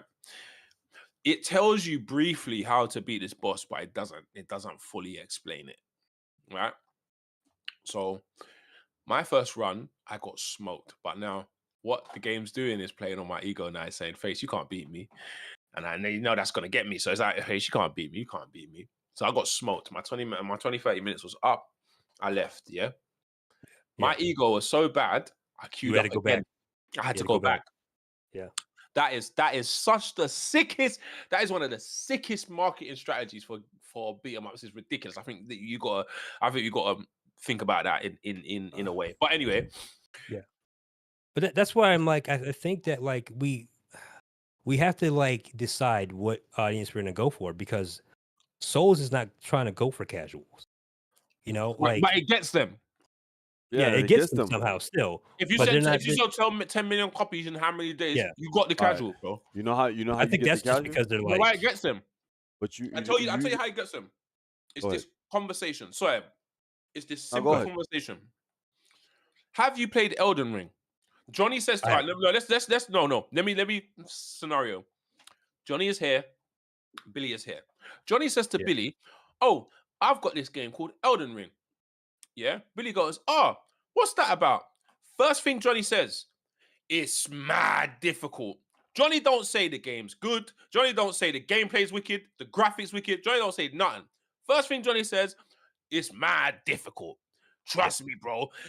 Oh, I'm stuck on this boss and this happens and that happens. And oh my God, and it's got open world. You got to find these weapons and this boss is crazy. The enemy kills me. You've piqued Billy's gamer ego.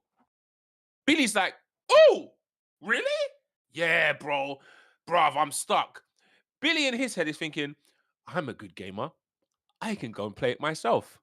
And then the cycle continues. And then Billy watches a streamer say the same thing and streamer dies all the time. The streamer dies all the time. Billy's ego's getting inflated even more. I can beat that boss. Claire is watching the streamer doing the same thing. Claire is heard from Bertha to say Bertha can't beat this boss, but Claire's beat the boss, and it goes through a cycle. It's just a play on gamers' ego. Casuals in this conversation too, bro. Everybody has even casuals. But this is the thing.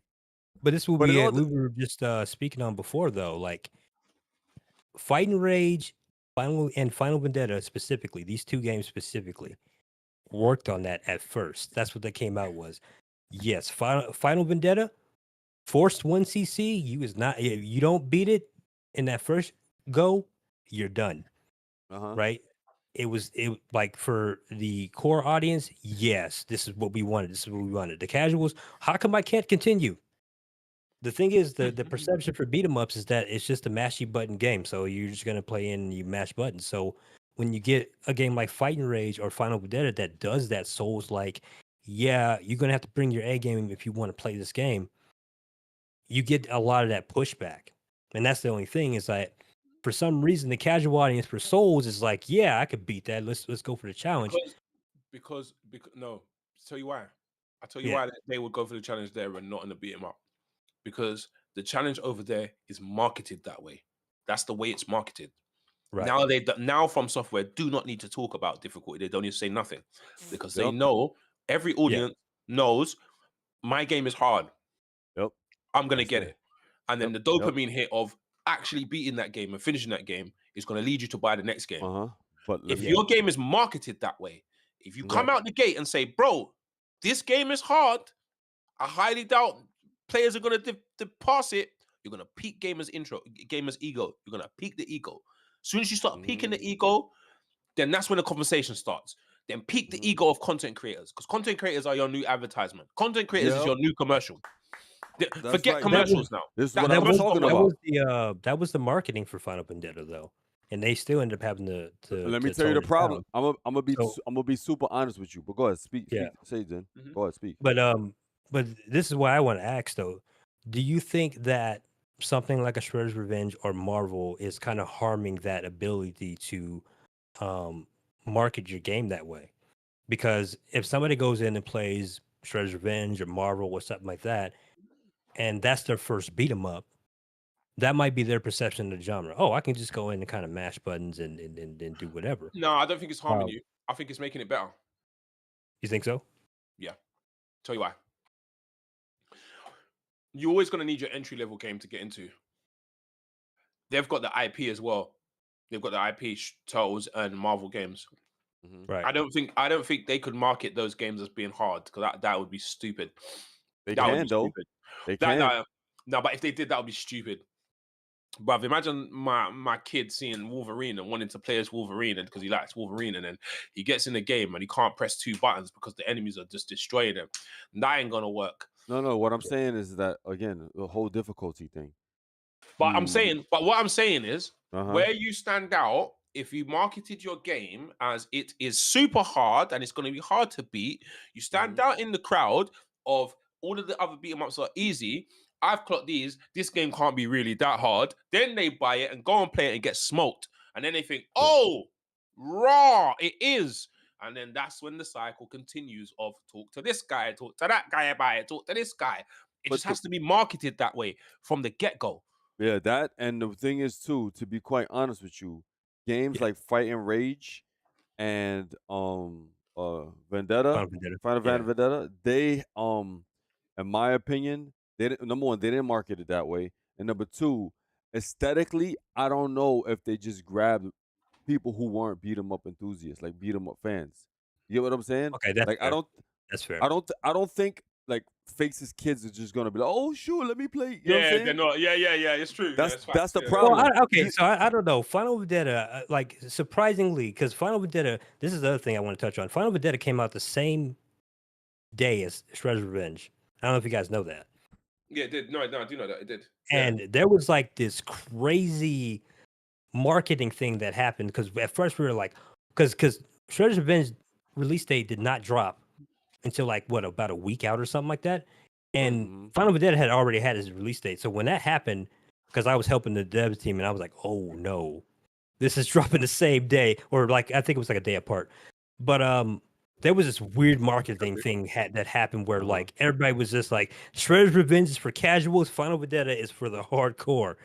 And like I said, Final Vendetta was said to be the Dark Souls of beat 'em ups. I'm not kidding. Like there was a quote. Somebody quoted and said that. But then there are other factors that is going to stop Final Vendetta from reaching its goal. I'll tell you another factor. This is a whole nother topic, by the way. I'm sorry. I just to be honest. Another factor is this. Visuals being tied with the words classic and retro and old school is a problem. Yeah. So but don't you think in that situation though, because Shredder's Revenge, like I said, Shredder's Revenge came out the same day. That was also pixel art though. So it's kind of like Shredder's Revenge is Turtles. It's gonna easily kill it is any Turtles. perception of anything. That's the difference. Any perception, you'll get away with anything by having an IP. This is the problem I have with Vengeance Hunters, by the way. Yeah, with an IP that's already known, right? You're gonna get away with certain things. Yeah, and then the words retro and classic and old school with an IP that's already known boosts that IP, but it will not boost a new one. Right. That's my take on that. That's what I see from. That's why I think Absalom needs to be the Dark Souls game. If that was,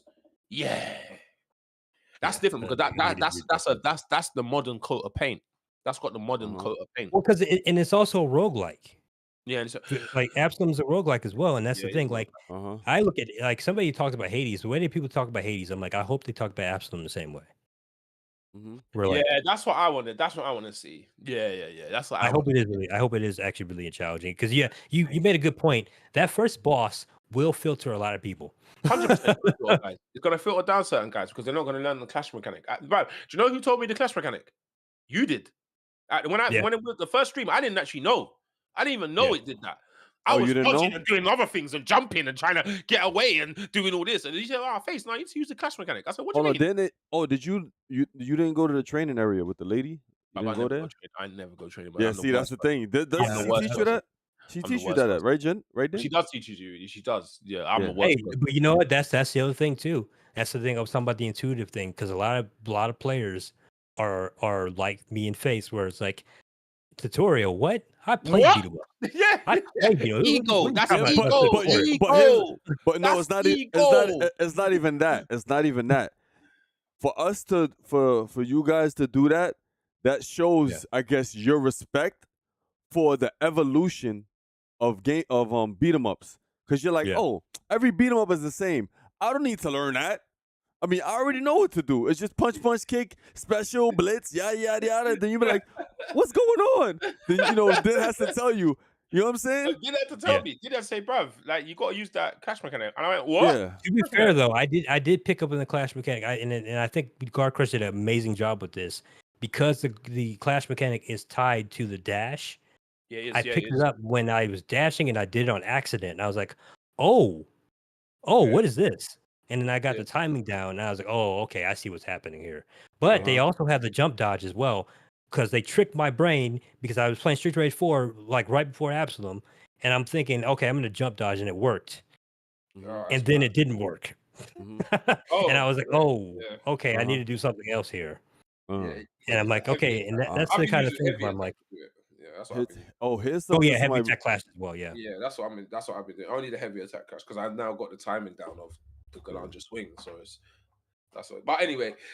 But here's the thing. Here's the thing too. That a good point that Straja brought up in regards to how we can make beat 'em ups difficult, right?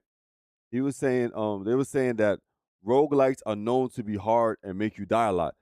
Even kids these days who play roguelikes, they already know. They know that you're gonna have to die a lot. So it gives developers an excuse to make the games difficult if you apply that to beat 'em ups. Which is I why have said before. That is the new meta, though. That is the yeah, new meta. I was gonna say like I like that is the thing that I have discussed a few times with a couple other enthusiasts. That like roguelike is the new arcade now because that's what arcade used to be. Was the Force 1cc everything was roguelike. Everything. Like arcade, back in the arcades, like I didn't even know this, by the way. Like I actually found out arcades didn't even let you have credits. Like if you lost the game. You had to start over. Yeah, it's over. Yeah, they only added credits because people weren't playing the games as much, and they wanted to keep them in there. Yeah. So they added the ability to continue. At first, it wasn't like that. You weren't able to continue. You had to start over. Yeah, you died. So I'm like, yeah, roguelikes are, or at least that aspect of the permadeath is kind of an evolution of what the arcade scene was. Since the arcade scene is gone now. So that's kind of the way where I do think roguelikes can be a way forward for beat 'em up evolution. The thing is, though, I'm still very much I don't like the RPG thing. Like, I like the fact that it's like, oh, okay, I got to start this run over. I got to get good. I got to go back and play it again. I like that aspect of it. Not a huge fan of the RPG stuff. Like, that's just me, though. That's a dope idea, though. That's a dope idea. You just said something that just piqued my whole interest. That's a dope idea. Hey, listen to this chat. Sorry. I know it's a bit off topic, but that you just fully about a light bulb moment. Ding. All right, chat, hear me out, yeah. Chat, man, hear me out. This is the beat 'em up idea, yeah.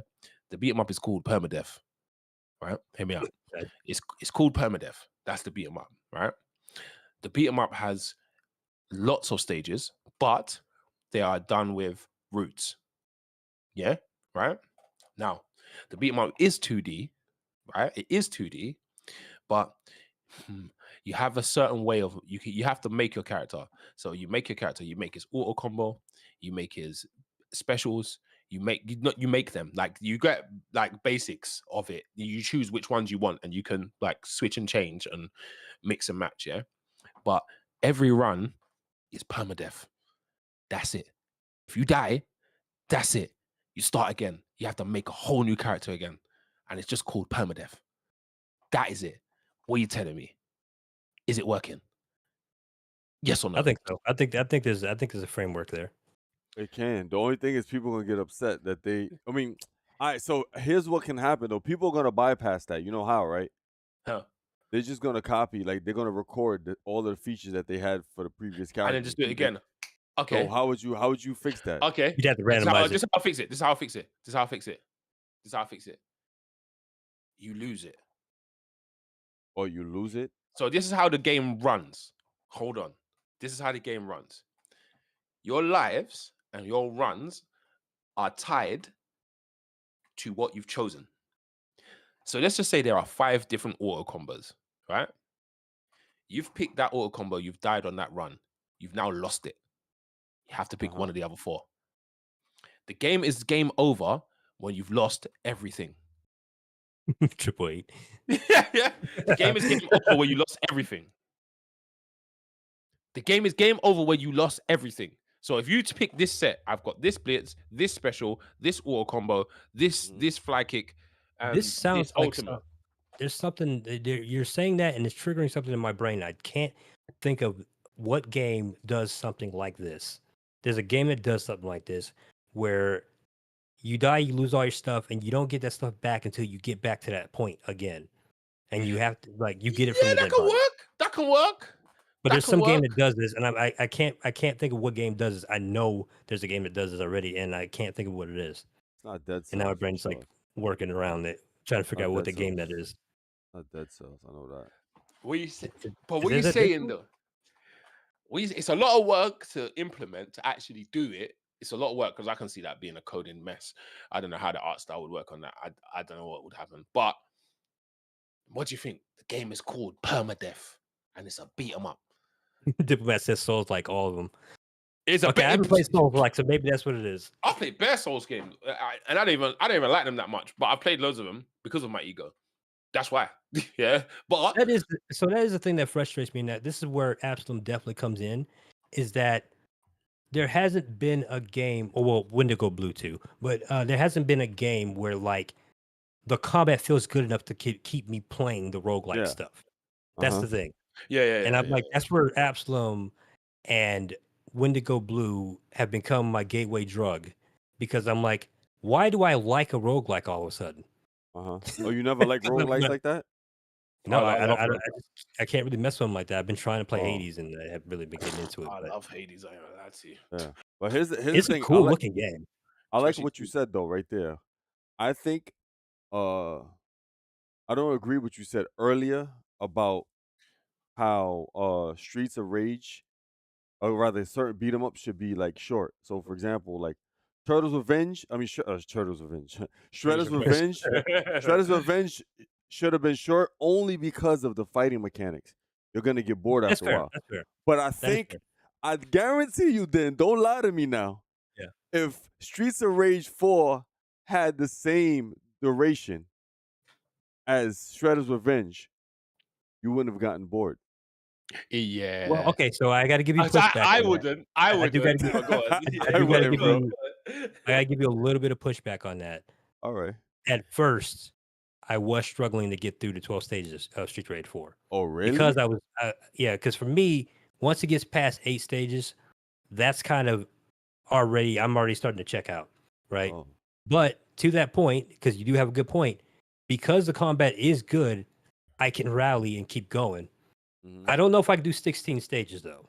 I do think that we have to have like something of a cap, because like I said, the thing is, and this is because you're right. Shredder's Revenge, the reason why it's so hard to play is because the mechanics are so basic, right? Yeah. Mm-hmm. I do think if the mechanics were more advanced, it would push me a little bit further to get into the 16 levels.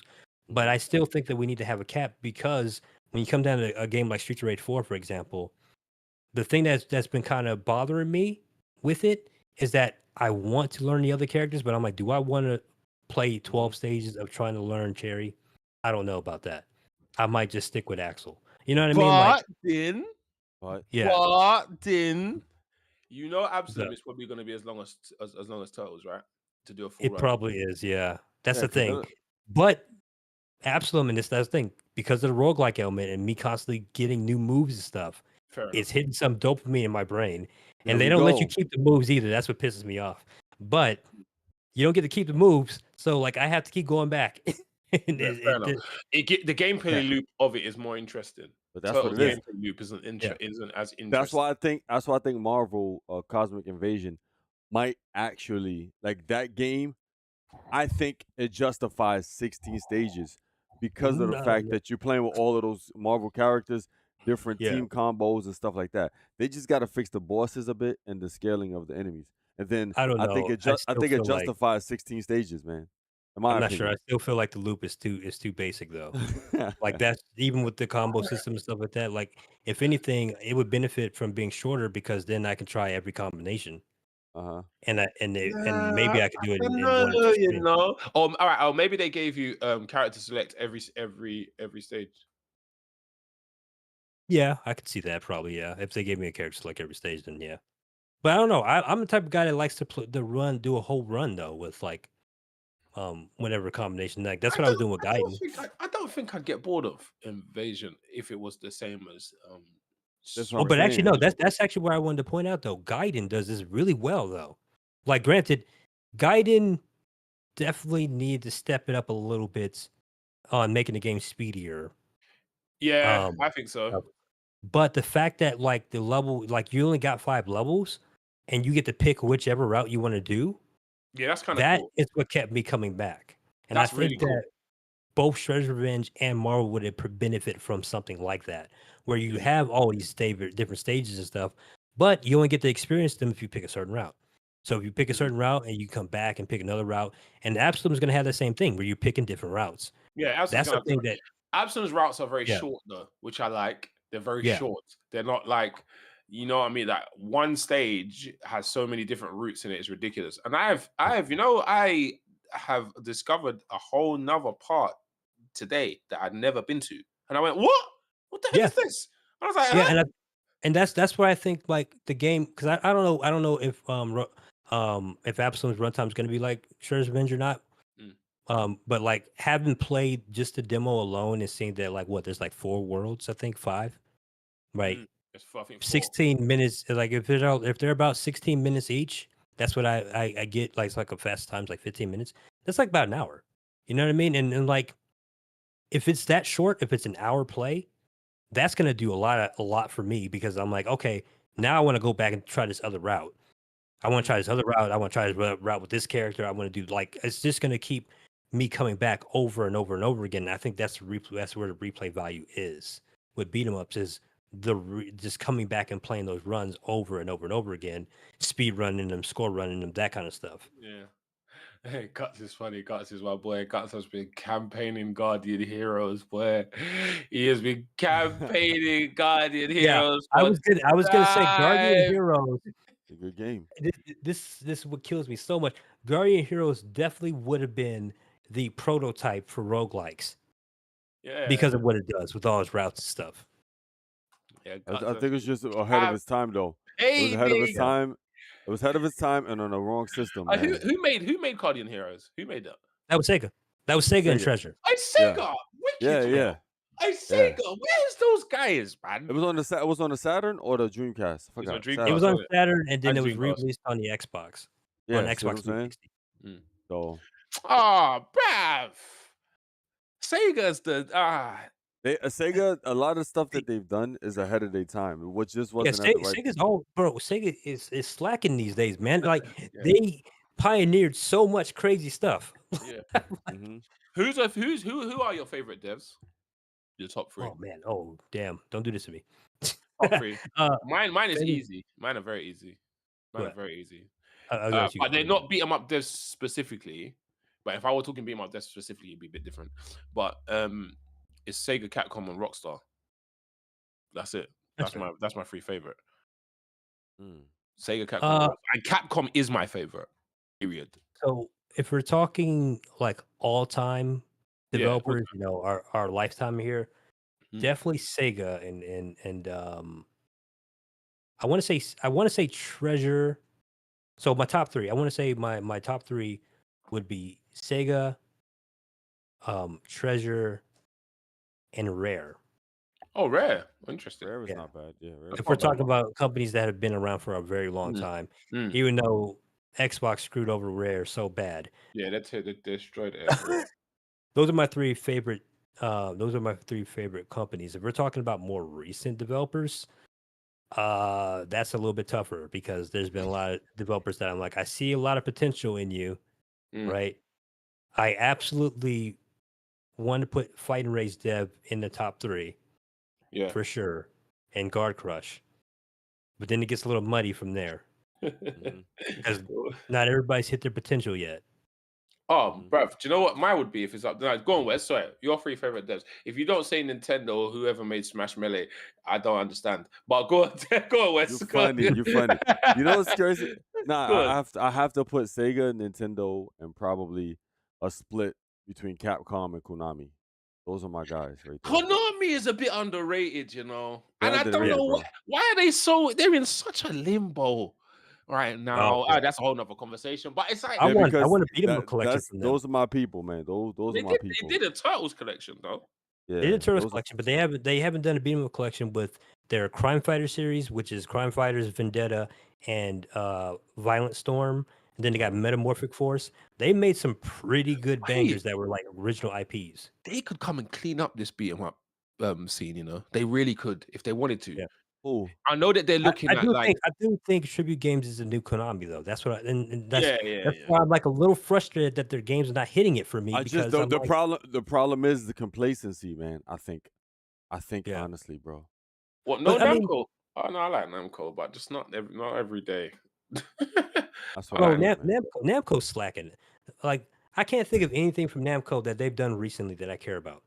Like, Well, and well, It's this is Bandai Namco now, so There and was a then Shadow game. That Shadow game looked pretty dope.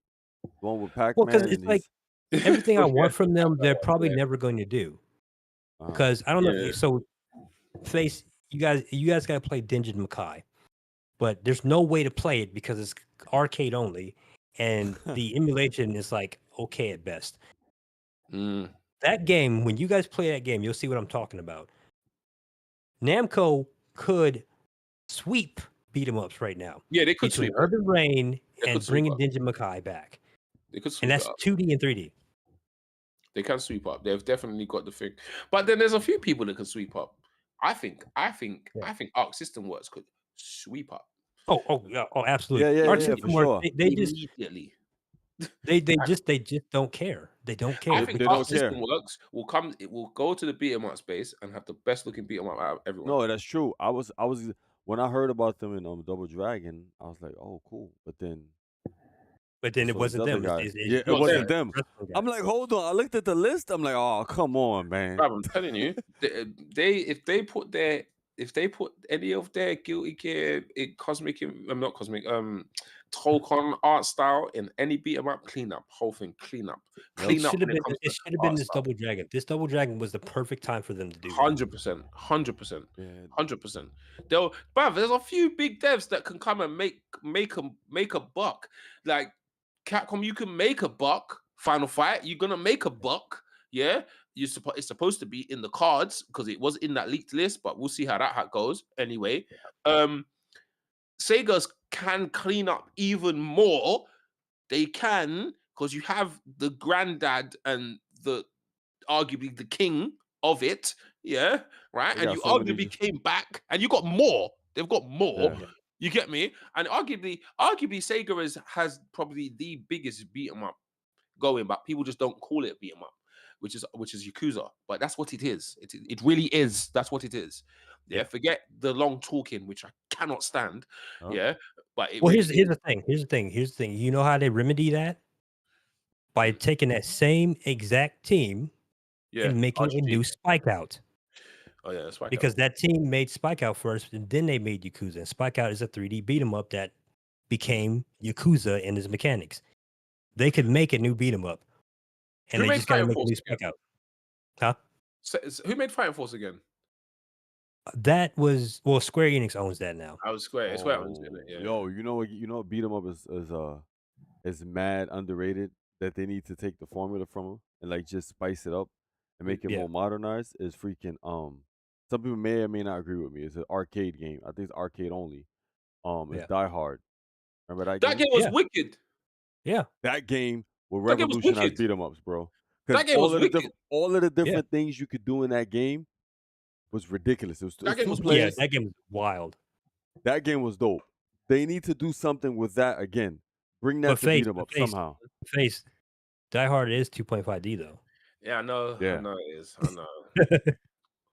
I know. Again, but you see the vision. You see the vision. I see the vision, but the way they've implemented it is way better than what I see. Yeah, and that's the thing. Like, it seems like we're, especially when it comes down to 2.5D and 3D beat 'em ups, it's like we're just backtracking because we have good examples of it. Urban Reign, Die Hard. Yeah. Obviously, Yakuza, even though it's an action RPG, like we have good examples of it, but it's not being translated to these other games. And I don't understand how Double Dragon and Streets of Rage being the biggest beat 'em ups in the genre, they're not like taking it seriously when they're doing 3D games. I don't think it should even. I think Streets of Rage shouldn't even go there. I know a lot of people agree with that, but I'm like, so me, I got my Streets of Rage 4 that I've been waiting decades for. I'm selfish. I'm like, okay, we can do 3D. It's fine. Yeah, they could do that, but they smart. They changed the name, so it's good. It's not yeah, they changed. I don't think that game's coming out. I'm gonna tell you the truth. I don't think Revolution's coming out. I think it's absolutely mental, and I've got a whole video planned on this, but it's absolutely mental on Sega's behalf. No disrespect. I have to say no disrespect for this because it's gonna sound disrespectful, but it's absolutely mental. You give your baby, your treasure, to a dev who made one terrible game. That doesn't make no sense to me. Did you not vet them? Did you not look? No disrespect to Comey Games. I understand what you're trying to do, but just what? a slight pushback on that. Just a little bit. Guard Crush Games first beat 'em up was Streets of Fury EX. Yeah, it was. Yeah, I know. But it's a parody. I'm not saying that the game was even bad. It's just it was a meme game. Yeah, but bro, when people saw that they were making Streets Race 4, they're like, oh. Yeah, but bro, okay, all right, cool. You can get away with that once. You're able to get away with taking a chance once. You took the chance, it was $1 million banger. Yeah? Then you say, I'm gonna give it to you guys. What? Well, okay, but also to be fair, though, also look at the team they had making Streets of Rage 4 with them. You know what I'm saying? That's another thing. Yeah. To be fair, though. But why wouldn't you go back to the same team? I would just go back to the same team. I'll say, guys, look, bruv, why don't you just make 5? Nah, I would have the same team, but I'll have them babysit. No. You know what? Now, because now you've now trusted Lizard Cube now because you've taken them in and said, okay, we'll give you Shinobi. Go on, have Shinobi. And you got Shinobi on your own. No one else. You got it on your own. They do have a good relationship. They did before Street Fighter 4. They did Wonder Boy. Yeah, so that was a good game. But look, see, this is the madness in my brain right now. Where I'm like, what? So you put them through tests. You put them through the tests. You put them through the Wonder Boy test. Then they got the Streets. Right? They did that, and then they got Shinobi. And now they get their own project. 3 bangers for you. So you made them do next. You did not make Comey Games do no test. How did they get that IP? That's insane. It feels like I can walk into Sega office and say, Sega, how you doing, guys? So basically, I'm a dev. I just started. I haven't made a game yet, but can I have Golden Axe? Because what? So question is, it's just them working on the new Streets? That's it? It's them. That's the rumor. It's them. It's their game. This is the thing. Streets of Rage 4, they had 2 to 3 different companies just coming together doing stuff, man. This is just straight up them. I guess to be straight fair, up Kobe's. Sega just been doing this weird thing because they did that with, like I said, they did that with Sonic. There was a Sonic Mania concept that leaked recently, so there was a plan to do a Mania 2, and they just did Superstars instead. And that's like some company. Who was the company that did that? I don't even know who did it, but Sega's been doing this weird stuff where like they'll have this peak thing come out, and then they'll be like, yeah, we're just gonna do something else. I think what it is, they probably, in my eyes, I think Sega, they don't like to just do the same thing, like, rinse, wash, and repeat the same stuff. That's what it looks like based off how they do things. Like literally, they can have a banger, then all of a sudden they have some crazy like 3D or open world crap, and then people are like, "What happened? Like you could have just kept giving us this, the 2D stuff." Hear what Grease said. Grease said, "You guys are under the impression that Sega cares about Streets. Do you know why they should? They should care. One of the games. That's one of the games that built them. Yeah, one of. But this is also the thing I was going to say about Streets of Rage, though. It's always kind of been a lightning in a bottle situation. That's what happened with Streets 2. Like, Streets of Rage 2 was not directly Sega. That was a outsourced game. Yeah. Again. And that game took off.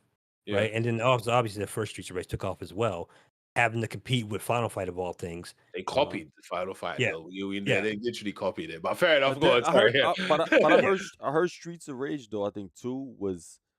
It was in competition with Street Fighter as well before it came out, right? Am I correct? Yeah. There's some story about that. Yeah. So they was literally just fighting. Literally, they was just fighting Capcom. That's it. Yeah. They're fighting Capcom, but that's why I love Capcom the most because they just set the trend. I'll be honest. I think Capcom set. Anyway, that's another conversation. Let me stop with that.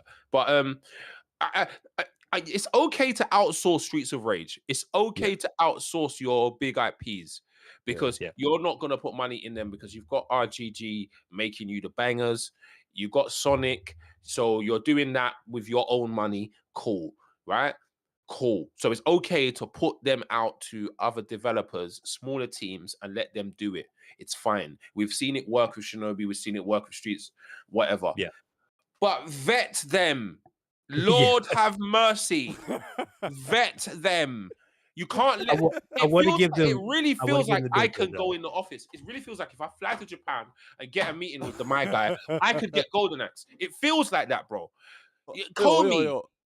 It seems like, and then, you know what? That's the thing. Like, we don't even know who's working on a new Golden Axe, but I'm looking at it and I'm like, yeah, Lizard Cube had an art piece of Golden Axe, and I'm almost certain they pitched a Golden Axe at some point.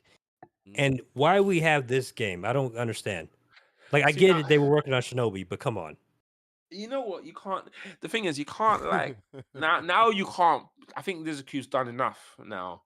I personally think he'd want to do something different now. He wouldn't want to continue reviving an old thing. I reckon they probably want to take the plunge and do their own game, just like how Amsterdam's doing their own one.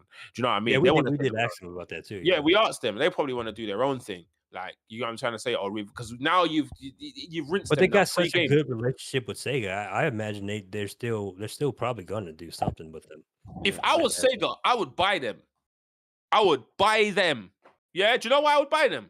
You've given me 3 games. Yeah, I don't know what happened with the first one. I don't really know about Wonder Boy Too Tough.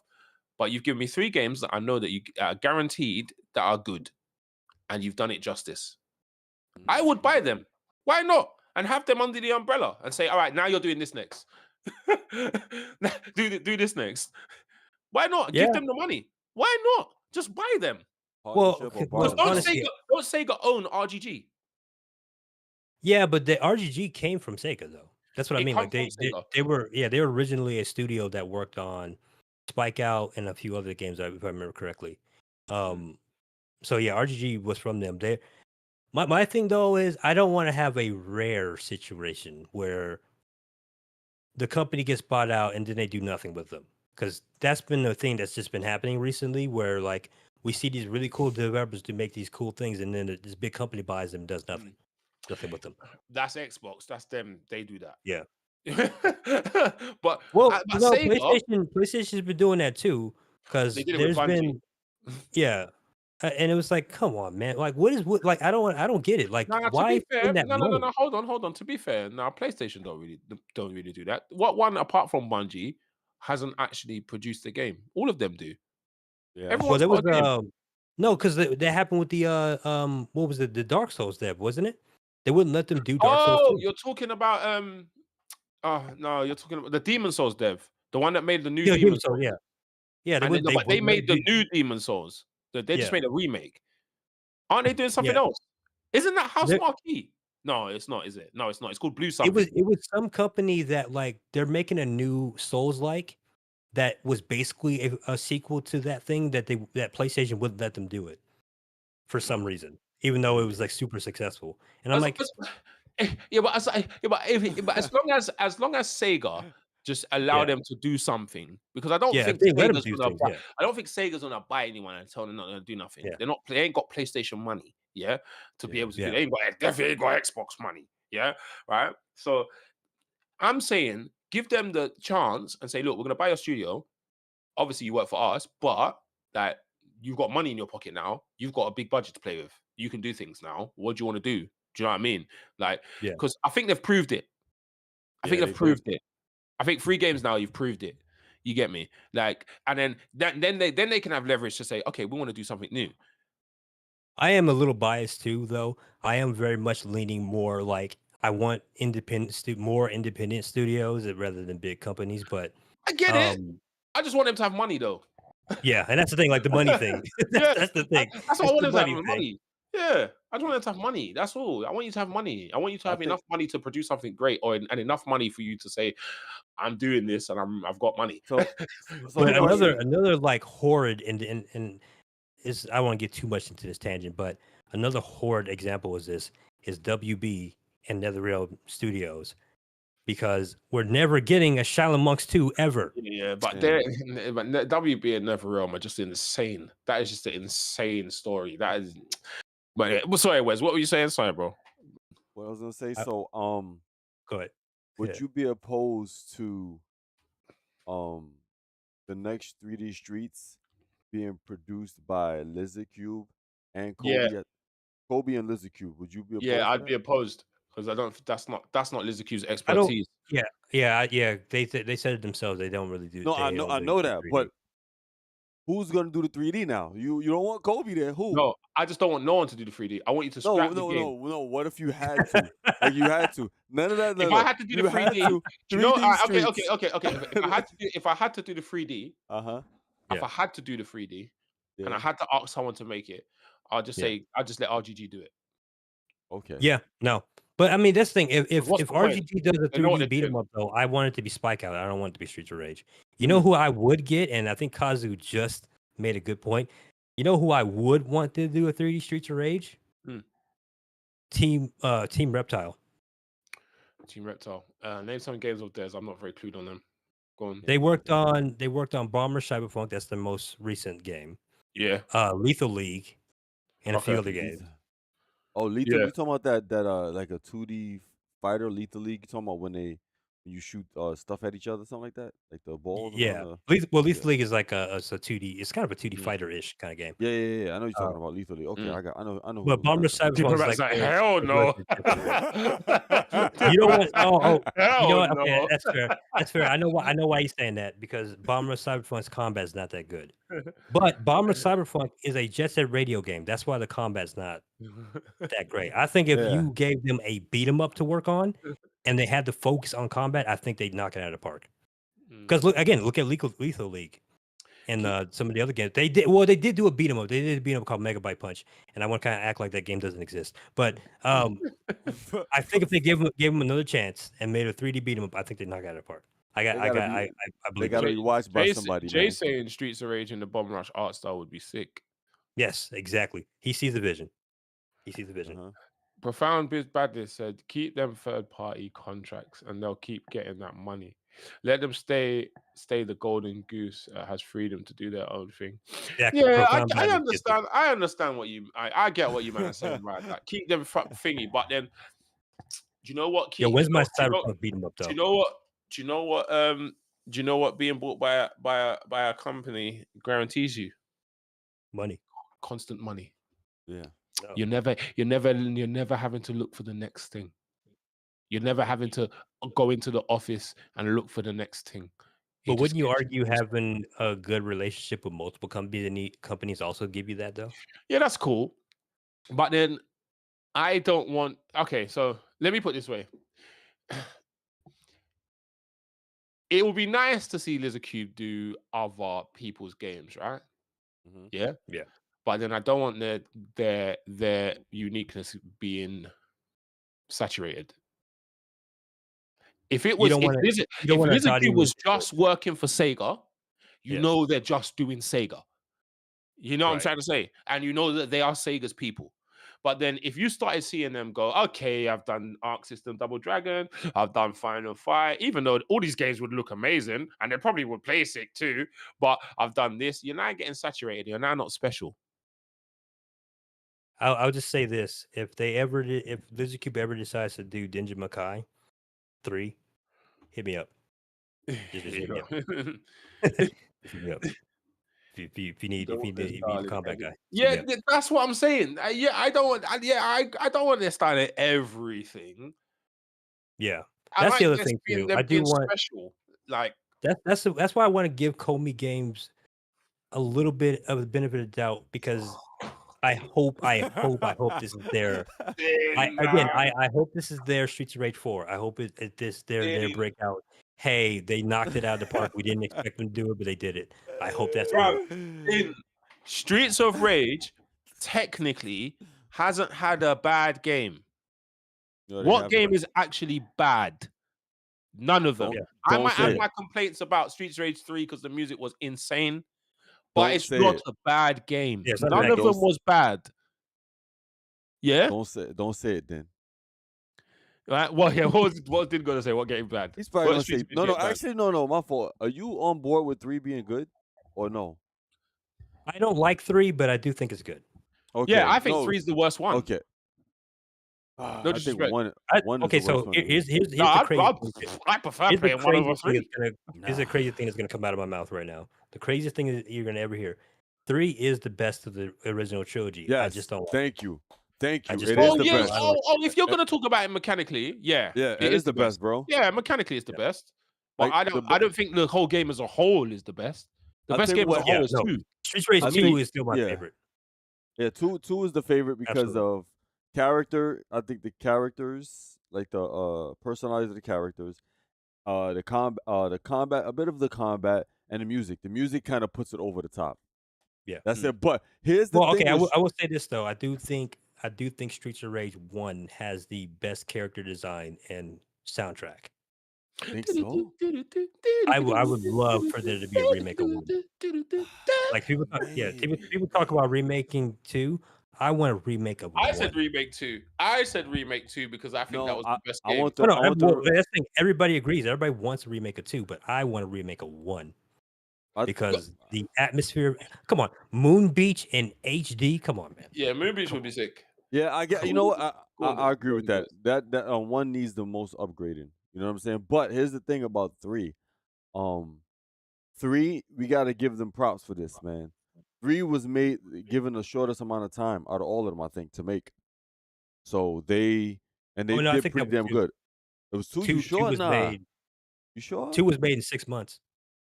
I thought 3 was made like a year. 2 was made in 6 months. Nah, Yep, we gotta look at Streets that Rage fact 2. check, man. Hold on a second. Streets 2 was Rage made 2 in was 6 it was made in months. 6 months.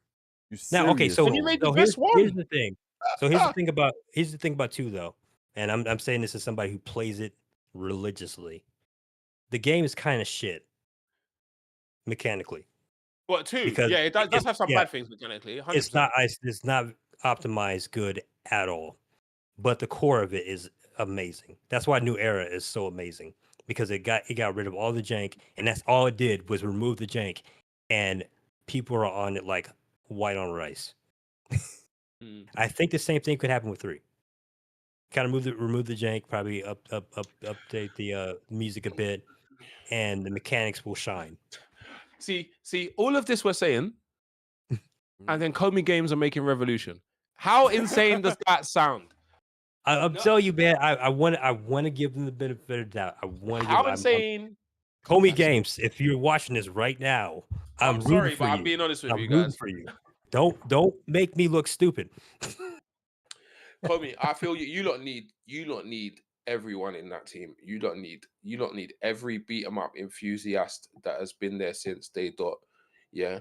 You need Guts as well. I'll tell you why you need Guts. Guts plays every single game on the planet, so that is old. So you need you need everything. You need fighting game players in that office. You need casuals there. You need people who don't even play games there. You need everything to make that right. Especially if it's 3D. Okay, so you want to know why I have a little bit of hope for them? I know the game that they made wasn't exactly that great, but there is a community that was built off of that. And if that community is testing this game, I have hope for them.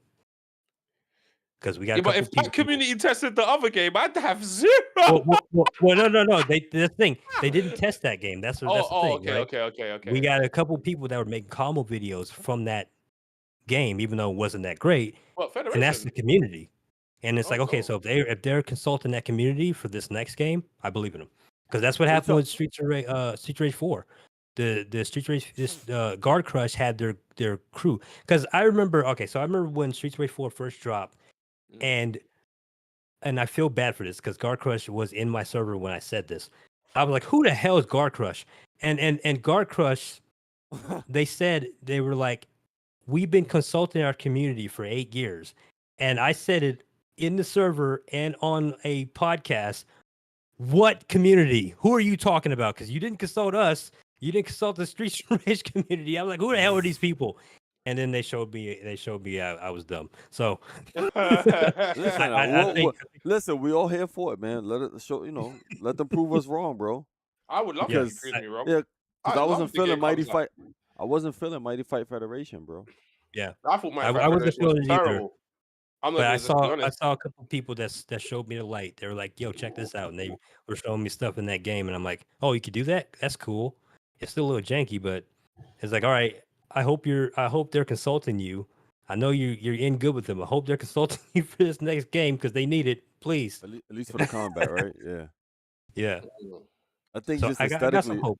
They aesthetically, got it just, a high hill to climb because a 3D Streets of Rage. I mean, even if it's like the best thing you've ever played, people are still going to be like, "Yeah, but Streets of Rage shouldn't be 3D." Bro, that's what I'm saying. The IP hasn't missed. Every game is good, and then you're gonna do this. Yeah, it is a Like, wild decision. Just because you're not calling it Streets 5, it's still a Streets game. Like, bruv, guys, I think it's on. honestly though. I'm in agreement with Den. I think it's long overdue that they do experiment with the 3D streets. Maybe you know what I'm saying. I just think so, man. Yeah, and to be fair, Ninja Gaiden. Yeah, I know. This is Ninja true. Gaiden but the Ninja Gaiden reversed and went the other way as well. Like, but Ninja Gaiden, you can get away with that. Yeah. Because Ninja Gaiden is like hash and slash as well, same time. You get away with that. Yeah. Streets, you Okay, ain't so, getting but away that's with that. But that's the thing. Like, who would have thought a 3D Ninja Gaiden would have done well when it first came out, though? Fair enough. Like, this Well, was like a because it's 2D platformer, you know what I mean? And it was like, But when and did the it- first 3D Ninja Gaiden come out? Did it come out in the era when 3D just started? something like that. Yeah. somewhat. There was still Somewhat. experimentation. It came out around the same time. Exactly. It was more. So because basically you come saying. out in that era, you So you're got saying away there's more with it. leniency. So it's more leniency now. Nah, you gotta come. You gotta come out guns blazing, man. Yeah, you know? do gotta come correct. You're That's- making But- first of all, But isn't you're it Team making a Ninja? beat Team 'em up. Ninja made the first one, right? Team Ninja made the first Ninja Gaiden, didn't they? the first 3D Ninja Gaiden, yeah. Yeah. pretty So, much. but that's Everything the, was it is as a good. You gotta have a good team that's behind that, yo. Those guys are Yeah, magnificent. Ninja Gaiden over was there when it comes to- 2004, and then Final Fight Streetwise was 2006. So you have a scope of like what beat 'em ups and combat games were kind of doing a little bit. When did Devil May Cry come out? That was like what? DMC came out. That was like 2000. That was the same time with Ninja Gaiden, wasn't it? Probably before, I think. Yeah, 'cause I'm like, did DMC Ninja Gaiden one come out came before? out in the 2001. Yeah, it came before. Okay, all right. Yeah, So yeah. so they had Devil May Cry as at least a source of what to look DMC at least. The Yeah, GOAT. that'd be dope. 3D Street Fighter, Street Fighter, Streets of Rage with God Hand combos. That'd be nice. I think 3D looks fine if you do it well enough. But all those games you mentioned are not side scrolling, Mark. None of them are side scrolling. 3D beat 'em ups have to be in a third person view. I stand by that, which is just the only way you can make it work. Side scrolling, it starts getting jank and moving odd. And it's just all of the stipulations. First of all, you're making Streets that hasn't missed. Second of all, you're making a beat 'em up. But Third of all, okay, so you're making a have beat you 'em up. have you played Power Stone though? Yes, I love Yeah. Power Stone. Yeah. That's why I was kind hyped. of like Bro, that's why I that's was kinda like- hyped about Mighty Fight Federation. But then I was like, yo, Yeah. this ain't Power Stone, bro. Power Stones, I love that game. That game's cold. But Power But Stone has a Power Stone itself is also like at least the second game was kind of like a 2.5D beat 'em up. Yeah, but like they have Power stages Stone, that were like that. but Power Stone is a different aesthetic. It's an arena fighter, so it's Well, a yeah, but you don't different think aesthetic. like the fighting combat in Power Stone could work in a 2.5D beat 'em up though? Like that's what I'm thinking. Nah. That's what I want. That's what I wanted from like Double Dragon Revive and stuff. Like I want Power Stone like combat. I see where I you're mean, coming Shaolin from. Monks with was this. that too. Actually, Yeah, it Shaolin Monks was was. also. Yeah, but that just played But well. it, Though. That it worked. don't fit, it doesn't That fit with played Streets of Rage well, though. though. That worked. Like that played well and worked. Yeah. Like that is how you do it properly. That's how you do it properly. That's what I think a Streets of Rage could be like. I think a Streets of Rage could absolutely be a Shaolin Monks kind of thing. Yeah, but That's what I'm hoping It's for. because of where you're coming from. It's too much of a shock. Like obviously, here's- I was all hey, my early videos with Streets of Rage Revolution is me saying let's give it a chance. I'm still on the give it a chance stuff. Yeah, Of course, but I just think like you're way too it is a bold. culture shock. Man. You're But way I too think- bold. Yeah, man. You're way too bold. And then you got the wrong team. You haven't got a team that has credibility. No I believe disrespect. in him. I believe in him. All right, they could come out and do something. Hey, you know what though? You know what? I might be saying all this. I might be saying all this and being the bad guy of this part of the segment, yeah. But they Hey, might that's fair. come out Hey, and we gotta be bad guy in these I segments. then here's something that's gonna be crazy. Since this is gonna be a 3D Streets of Rage, right? Yeah. What are they gonna do about the multiplayer, man? That's gonna be kind of wild, bro. Well, because the way it looks like it's gonna be a Power Stone like combat yeah, arena combat 3D thing. So multiplayer should be fine. I don't know if they're gonna do 2 to 4 players. Maybe they'll do 4 That's players. the thing. Yeah, and that's why I'm wondering, like, is it gonna just be 2 players? Like, what are you gonna do? Like, I'm really interested in what they're gonna do. they could do but some like, dope stuff though. Sorry, go on. yeah, Go on. Sorry. yeah, they could. And I'm like, again, like this is where I'm looking at. Like, I'm looking at Shaolin Monks. I'm looking at Power Stone. I'm like, there's a lot they can do if they pull it off. That's why I'm like, if this is good, oh, this is gonna be yet another banger in the series. But they have a high hill to climb when they're doing Streets of Rage. That's the only problem. Bro, they're doing streets, man. Again, see, there's so many factors that they're gonna have to go that they're going against. How many players? How are they going to scale out with the 3D with the how many players you're gonna have, man? The movesets as well. Like, how are they going to translate the movesets into 3D? Yeah, translate the movesets. What, like, is it gonna be like just arena? Like you go from one box to the next box, or is it gonna flow like the old Streets of Rage? We just literally, you know what I'm saying? Like, there's a lot of answers, man. A lot of questions that need to be answered, and that's the like, what is the roster of this game gonna be? That's the thing. Because I could see Axel and Blaze. You're just not gonna get Rage without them. They're not going nowhere. I assume Adam is gonna be a thing now because Adam's just been a thing. Like Streets 4, when Streets 4's first dropped, I don't know if you guys know this, but Yuzo wasn't exactly on project, and neither was Adam planned for Streets 4. Yeah, Adam wasn't planned. The fan base was like, yo, no Yuzo, no Adam, no buy. And they were like, yep, let's do it. Yeah, he did say that in the interview as well. He said that he did say that. He mentioned that in the interview. It's like, yeah, Adam wasn't there, but then we implemented him after that because we had to. Because people my say, boy, okay, my boy. Hey, man, got that framed. Who got that? Who drew it? Did he draw it? Yeah, that was the art they sent me when the game launched. Oh, is it? I didn't get no art. I didn't get no exclusive art. I might hit him up and say, bruv, what, can I get an exclusive art for my wall? Look, it's got this whole wall, nothing there. Do you know what I mean? Nah, but then begin all the good stuff. Man. Let me just say this on a conclusion, and I need to go to bed because I've worked tomorrow.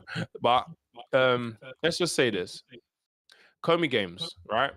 I'm looking directly at the camera. Comey Games. I mean, no disrespect. If you ever come across this, I mean, no disrespect, but I'm worried. I'll be honest. I didn't like your first game. It wasn't for me, and I feel that you're going into a realm where this IP here is the Beatemup, one of the Beatemup kings. It's one of the kings, yeah. Rushmore, basically. You're in the realm of one of the Mount Rushmore of Beatemups that hasn't missed. It's very, very important that this game doesn't miss. Yeah. And I feel that the shock already is very concerning. I hope you make it great and I hope it's amazing, but I'm unsure. Let's just say I'm unsure. Because hey, Face, you called it. Somebody already said you gotta look this up. Well, you called it. Adam's like, you gotta look at the FFP trailer first. No, you need to look at the Final Fight. What? The Final Fight project? Yeah. You ain't gonna know it. Oh, I can't though. Yeah, I can't though. Yeah. I did call it. I did say that to you, innit? Yeah, I said that to you. Yeah. Someone's gonna ask. I told you someone's gonna ask. Yeah, no, the way we have things set up right now, like we can't actually pull up anything right now. We're trying to fix that for the next podcast. You know what? Adam? I'll do a whole reaction to it. I'll do a whole reaction to it on a whole video just for it. Final Fight project, damn. Because because a few people said you sent it to the group. Guts sent it to me personally. Someone else sent it to me personally. Someone else in the Discord said Adam sent it to me. Yeah, and then I think Johnny Brim in the Discord sent it. Like, have you seen this? I haven't watched it. I said I'll do a proper reaction. I'm gonna give a little bit of pushback right now. I'm just a slight tad bit annoyed that the biggest trailer for that project is the Ninja Turtles for a Final Fight game. I'm a little Mad, isn't it? That's crazy. I'm a little pissed off about that. I hope when we get to Dean and Lucia that it's a much bigger turnout. What's wrong with? And my boy Kyle, the goat. Oh, The you're talking about absolute oh, goat- you're talking the about goat that goats. project. Okay, I know you're talking about. Okay, I seen that crap. I remember. All right. All right, chat. I'm out. We out, man. We out. We've had a good Oh conversation. no, but I do want to do a final statement for Comey though. Go on. Give Kobe I believe in you. I believe in you. The bar's not that high right now. You got Double Dragon Revive and you got Russian Beat X. That's your competition. It's not that high. You guys can beat them. I believe in you. I believe in you. All right. Here's my rebuttal, right? Here's my final statement. Listen, guys, I believe in y'all, right? Y'all just need to like hire one of us, help y'all out. Yeah, advice. hit me up. We're not charging nothing crazy. You're definitely Just not hitting me hire up us. now. Go on. You know what I'm saying? Like, we're willing to work with you guys to make a good 3D Streets of Rage. We have the experience. We have the experience in this genre. We know what we're talking about. We got audience too, man. We'll all help you out. You're not alone in this. We got you, man. You got your number one fan, Din, right here. And you number one hater. No, joking. Hey, actually, no, that's true. I'm the number one hater for Streets of Rage and number one fan. I'm both, all right? You're gonna get both worlds. So yeah, we'll help you guys out. You just gotta contact us, communicate with us. You know? We're here for the genre. We're here for you guys. I'd love to get a build of that. I'd love to. Well, sorry, hold on. Everything we said here is alleged because it has not been announced that Comey Games is working on Revolution. So everything we just said, it is alleged. It is alleged. It hasn't actually been announced, but it's bait. But it hasn't been announced. But it's bait. But it hasn't been announced. Yeah. So it is alleged. It could be someone else. So if it is someone else, Comey Games, I apologize. It's not you. I apologize. Whoever it is, speak to us. We got y'all. Yeah. So, shout out, yeah, it's true though. Like what Wes said, yeah, shout us. Man's got you. You get me? Got you, man. Like you get me. I'm quite easy to please though. I'm quite easy to please, man. You just got to show me a flashy combo and I'll be like, yes, so you know what I mean? That's what you got to do. But if I see side jank and I can't link this to this, it's a problem. But anyway, let's stop there because we'll just go into another conversation. Gut says Wes, you gotta make Wes says make the game hard. Stupid, man. You silly. Make it hard. Make it hard. Okay, the more you play with it, the harder it gets. Make it hard.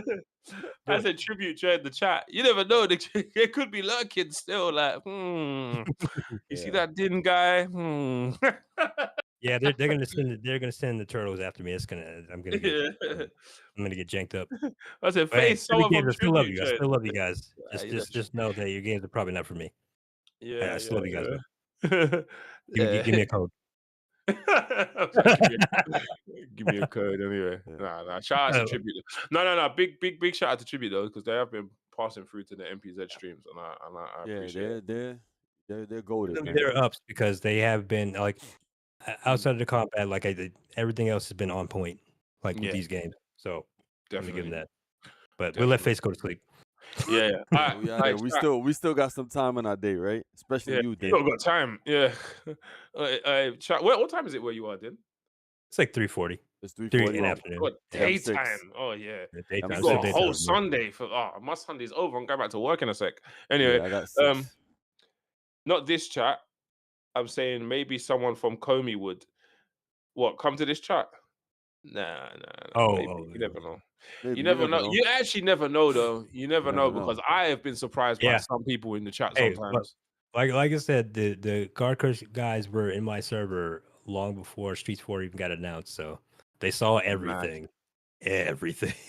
Yeah, I feel so bad about it. Hey, they took it on the chin, though.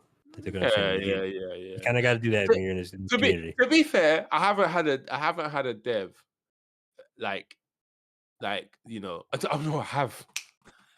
I have everyone's favorite game, Vengeance Hunters. Anyway, we out. Yeah, People, yeah, we yeah. That's next out. Well, next podcast. Anyway, all right, chat. Maximum love and respect. Yeah, we're the Beatemup boys, and we out. Peace. Later, man. Later. Good.